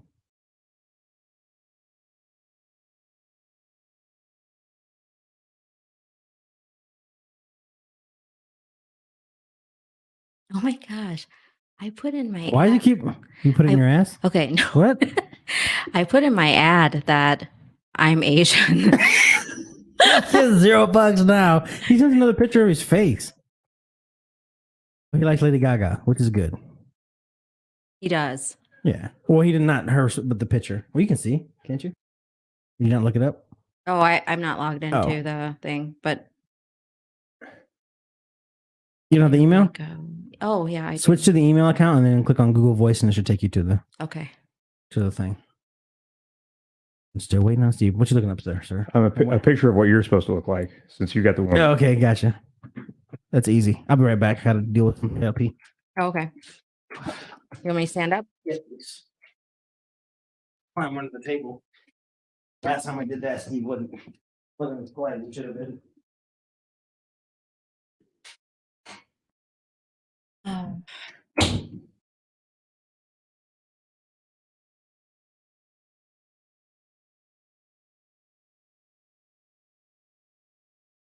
Oh. What are you looking up? Oh my god, that's fucking ridiculous. I found the perfect one. Oh my god, that's perfect. What does she look like? It's a man. This is what he's supposed to look like. Oh my god. It's like a really well-known meme, this guy. Okay. Which I doubt this guy knows anything about memes. But it's like a prank if you've ever been sent a picture of this guy. Uh-huh. And it's like a huge black guy, and they photoshopped a gigantic dick on him, but it makes it look real. And like his dick was already big. Yeah. But they photoshopped a huge uncircumcised one on him. And it's insane. I can't wait. Send it.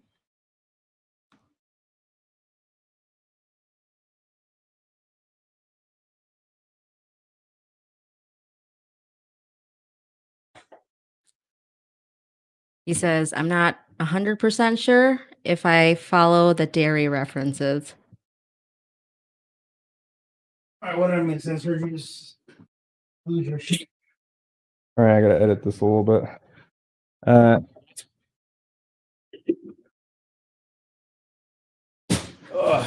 You guys been talking, or you've been ignoring the?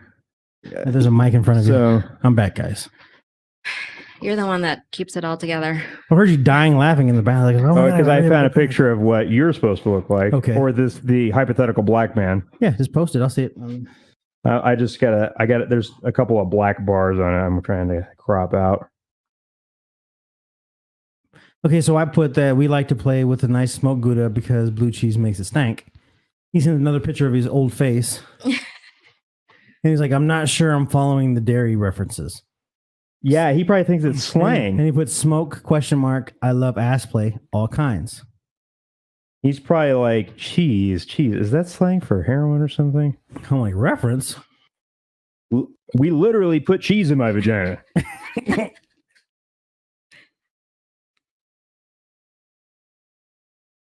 Okay, that's done. Bingo, bango, bongo. He may think it's not real because it is kind of professional looking and it's not a perfect 16:9 aspect ratio, but a lot of people don't catch on to that shit.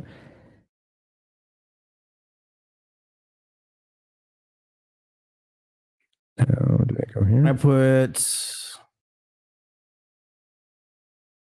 a space here. I put reference ? I am literally talking about cheese. I'm not into overthinkers. That makes you even less. Oh gosh. What's a good name for Mr. Black Man? I don't know. Have you sent a picture yet? Well, no, because I want you to send a message. Here's a picture of my husband, so and so, and then the picture.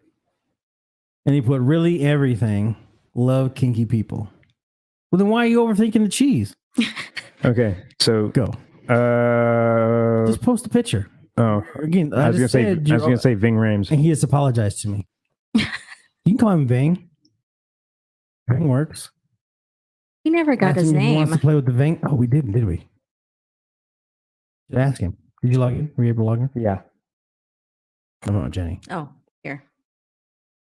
He apologized for You calling him? the overthinking. Hell yeah. He's our bitch now. Here's a picture of my husband, Brooks. We're going to call him Brooks. Okay.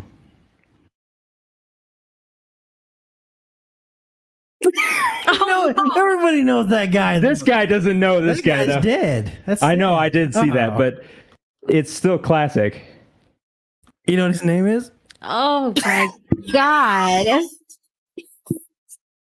Oh, for a second, I thought that was like next to the thing. I was like, oh shit, I'm in my account. I was like freaking out for half a second. Oh my God, I seen it from my account. The look on your face was priceless. I was like I had a heart attack there for a second. I didn't know what the look was for, and then as soon as you said it, I fucking lost my shit because that's why I had the joke when I was like, "Oh, what if I actually sent a picture of me?" I thought that was exactly what was happening. I thought I was sending it from my account, like, "Hey, I'm just sliding in. Here's a picture of this guy." You're our last fuck boy. We brought him on the conversation because you weren't okay with Brooks. This is our warm-up act. Nice. How many people is he able to get that into? He has no idea who that guy is, or that's a Photoshop dick. He has no idea. At a time.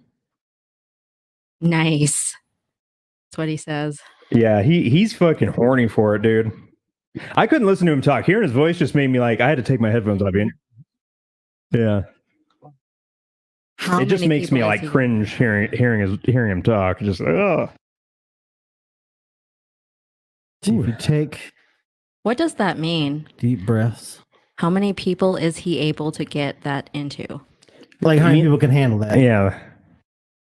He wants to know how many people can actually take that whole thing.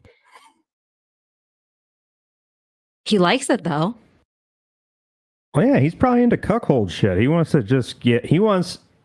watch him fuck Lady Gaga and then get fucked in the ass and then fuck Lady Gaga in the ass. He put, you can see it, but I read the audience. Like, nice how many people are able to put that into. And he put, he needs to be in the Nature and Science Museum. Wow. And I replied, if you take deep breaths and think positive thoughts, you'll be okay. And so for those that can't see the pictures, it's I don't know the guy's name, but it's the big, huge black guy sitting on the edge of the bed with his penises hanging out. Everybody's seen that picture. If you haven't, you're on your own. What did you What'd you Google to find it? Woods? That picture. What did you Google? So I Googled black man meme, and then I realized it's called the wood meme, so I couldn't find it unedited when I typed in unedited wood meme, and there was a Reddit post where some guy was like, oh, here's where they're at. So it's the wood meme is what it's called? Okay. Yeah. Good. Let's see what he says. What did you want to know what it was called for? Just so people that are listening. Oh, yeah, the wood meme. Yeah. It's called the wood meme. Super well-known picture of a black guy sitting on the edge of a bed, posing. He was posing for a male magazine photo shoot. He was not gay himself, but did we watch it on? It's on Vice. It was on Vice. It was. So yeah, he wasn't gay himself, but he was needing money at the time. I guess he was a personal trainer and he was short on cash for some things, and he got offered to do this gig. But people somehow, for some reason, somebody saw this photo and then decided to change it up a little bit and Photoshop a huge fucking dick on him, and then create a meme out of it. But the only sad part about it is the guy had a heart attack and died like several years ago. So it's kind of I don't know. It's just sucks for his family, who probably have seen this everywhere. He's immortalized now. Yeah. Oh my God. And they think, God, I can't remember his name, but they think, oh man, I miss him. And then, oh, you miss him? Here he is. Boom. It's like, damn. It looks like bigger than my wrist. Oh yeah, the Photoshopped one.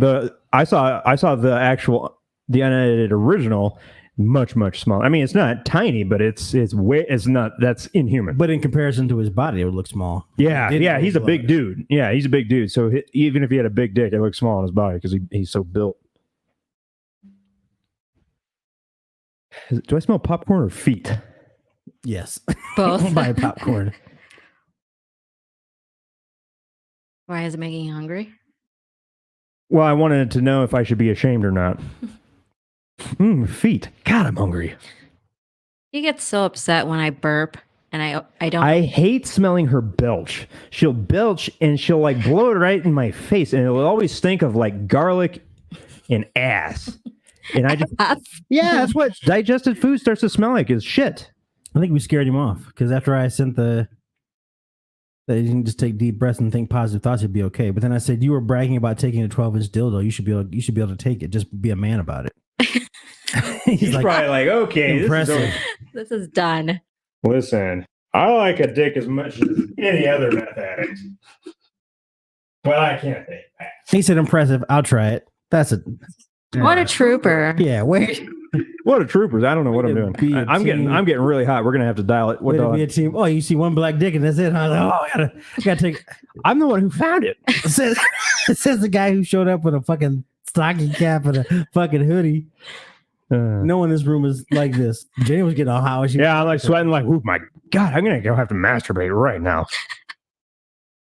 I said, wait, that's why you take so many bathroom breaks. Wait, yeah. Team player. Then you go out to the car and can we see what? Can we see your disappointment? Don't say disappointment. Yeah, can we see what you have to offer the collective? What do you say? It's the girth, right on. The collective? Are we like collection? Like a cult now? No, we have a collective. It's all black men and one white woman. We share her. What can you offer the collective? We're trying to diversify. I said we have a shoehorn for the meek. Shoehorn? Like literally like a poopy shoehorn. Yeah. Yeah, that's great. We have one for her and one for him. It's called the shame horn. We don't want to go ass to mouth on our shoehorns. Yeah. We have the A horn and the P horn. Yeah. Shame! Shame! It's a shame horn. Yeah. Oh, yeah. It's a Game of Thrones reference, but you don't get it. Sorry. Shame! Shame! Is that a... Shout out to my Game of Thrones fans. He showed us the dildo. Or did you post that?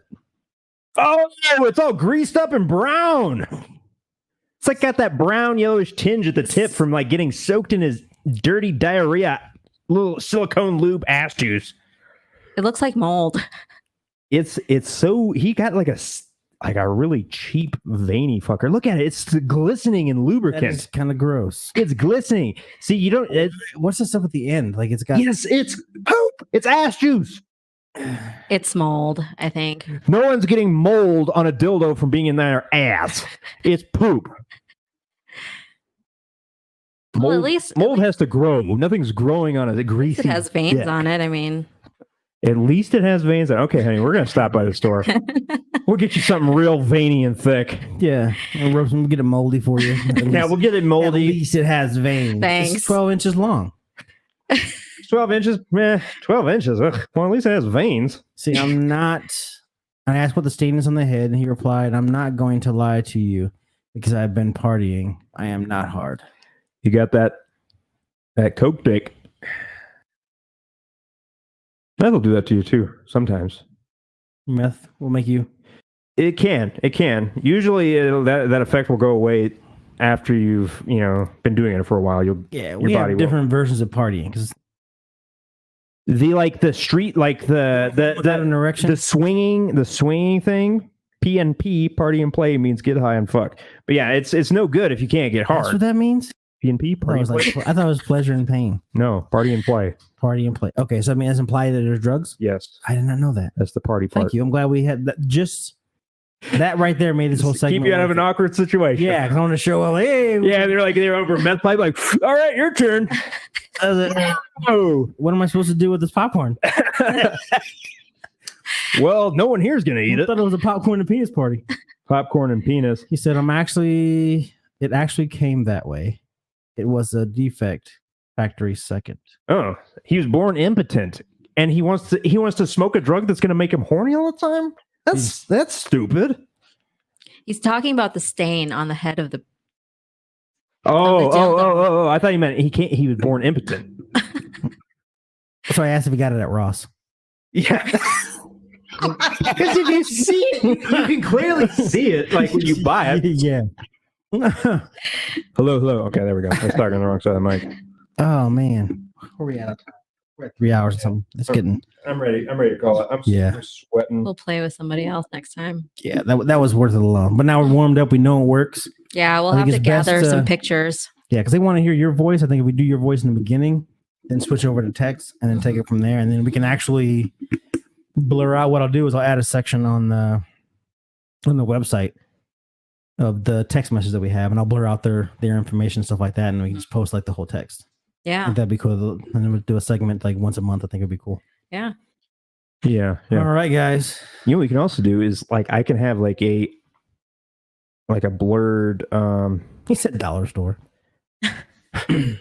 I can get like a blurred, transparent shape that I could download their picture, drag it over their face, and then show it, and it'll just blur out. Yeah. Okay. And then it'll just blur it out like their that works too. Their eyes and stuff, just to provide them some privacy. You can do a screen capture of. Yeah. Okay. Yeah. But you can actually delete the picture from Google Voice in real time. I think you can right click and delete it, right? Will it let you? Any photo? Yeah. Yeah. Okay. So then you can delete it from there, and then we can still. Once we see it, we don't care. Yeah, I don't need it. I'm not going to be like, I want to go look at those pictures again. Right, but so we don't have to blur him out. Before you remove the picture, I'll take a screen. Well, I guess I don't need it anyway. Well, they know there's a picture there. If they're going to look at it, it's because they've followed the chat. I wonder. You know how off-putting that would be if, like, you guys ready? Yeah, okay. I'm going to grab my dildo real quick. And then he grabs it, and it's all, like, fucked up on the end. Like, oh, God, you're going to shove that. It came that way. You're not putting that in me. I swear. Yeah. Like, that's your excuse? Okay. They're like $10. Go get a new one. The fact that you were okay with that lets us know that we're just not compatible. I got it in an Amazon bundle. I had no idea what it was going to look like. I actually got 10,000 of them, but I'm trying to wear this one out first. See, they must be one huge load of hot. What? That must be one huge. Oh, he's still talking about the penis. See, that must be one huge load of hot, creamy cum. Dude, we're over that now. We're done making fun of you. I don't want to think of hot, creamy cum and this guy wanting to have it around him. It makes me cringe. It's cringe. Send the link to the video. Hey, watch our show later. Once we finish up, we should. And then that would be like the ultimate. And then watch, we see him on the news. He's like in a hostage situation at the bank. He's like, I can't live this way anymore. Shoots the fucking hostage and then himself. We'll be like, oh shit. That guy was fucked up. Did we do that? I would like to eat that from you.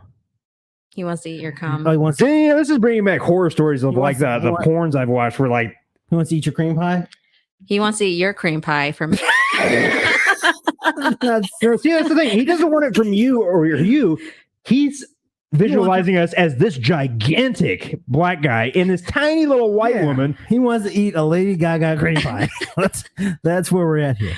Yeah, from like like a huge built dude. Like that guy, he could snap anybody in half. Oh yeah, and Lady Gaga, if you're offended by us using your picture, just come on our show and talk about it. Yeah, please send us a cease and desist letter. Yes. And sign it. Yeah, appreciate it. Yeah, I'm gonna immediately put it on eBay and fund our episode. Yeah, exactly. You'll be our first sponsor. We're so popular. They send their lawyers after us. Exactly. They want to make sure that we. I would almost be like flattered. Like, wow, they saw me as a threat. Fantastic. We got to do this with someone else. All right, how are we going to close this off? We're just going to leave him hanging? Gosh. You know, like I've got some stuff. I've got some stuff I got to do, and you got it. Okay. Bring some closure to the. We keep using Lady Gaga until someone gets this. We don't put the Lady Gaga on the air, so it doesn't matter. But we'll keep using the picture as a reference. Oh, this is fantastic. We gotta start this sooner in the episode because It's crazy. now I have our first. He was really nice. Yeah, I mean, but he still considering- never showed us a picture of his teeth because he said he had all of them, but he was afraid to did. smile. Did he sent smile a on the next picture- one? Yeah, he sent a picture of his teeth. Let me go see because I was about to hate on him. He's like sitting on the toilet or something. Yeah, he's in the bathroom. Yeah. Oh, he did smile. Yeah, he's got nice teeth. Yeah. Yeah, he's definitely in the bathroom because who put a He's probably like, light fixture that high? yeah. He's probably taking selfies on the hiding. toilet. I do that sometimes. He's like, I'm gonna go smile in the bathroom, Mom. I'll be right back. And I asked him, what are we working with? And he sends me a picture of the dildo. Yeah, we've got some stuff we need to run out. Oh, I got a fart. We got Oh. Dang! Son of a fucking helicopter going by. in here percolating. So we've got some stuff we need to run out and do, and I normally leave the phone I use for live links at home. We'll talk with you again soon. Oh, Dick Nutsack XD. Yeah. Or it's supposed to be a heart. Yeah. Smiley face, heart. No, that's smiley face, nutsack.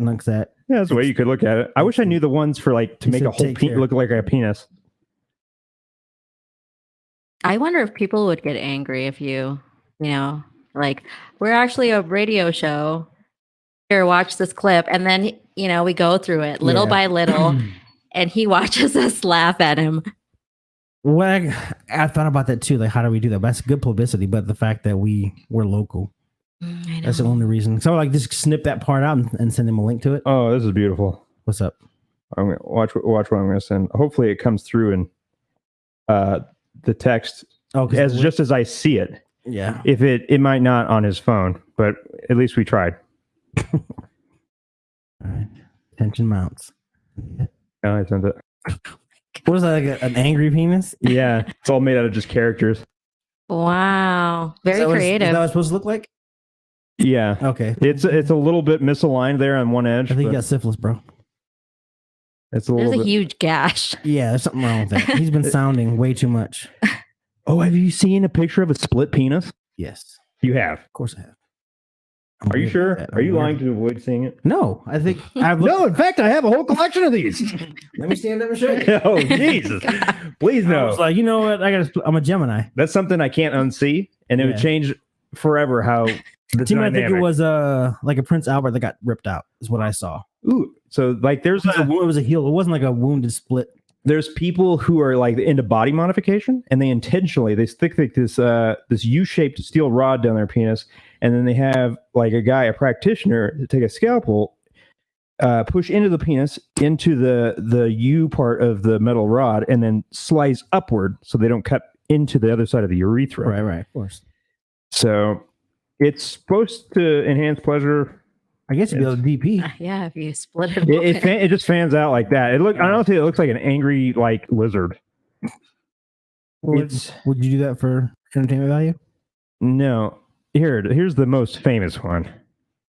Putting it up? Should I put it up on the screen? Sure. Is that safe? We're late into the game, and we're almost done. Okay. So let me get the photo to load. Okay. All right. StreamYard, share, Chrome tab. Share. Oh, Oh. wow. Oh, Looks gosh, like he's wearing shorts. Frog. It's hard to. Yeah. frog here. A snail. Yeah. A happy snail. That's painful. I always thought it'd be cool to pierce just that part. Well, see, I don't understand like how he can have a piercing through his ball sack without it. Like, how is the ball sack going to close up around the? I think it'd be risky. But because you have the cremaster muscle that is all there, and it's like a web of muscles and blood vessels. Power comes great responsibility, And Peter. you're terrified to fuck with that. All right, guys, we're gonna leave you on that visual. And those of you who are not, well, how would they search that? What's the search that you use for This is split penis, and there's several, but this is the most infamous one. Yeah, it looks like a frog screaming out in pain. A green. Yeah. Oh, yeah. His entire penis is tattooed green too, so that really adds to the mystique of the entire thing. All right, everybody, we're out.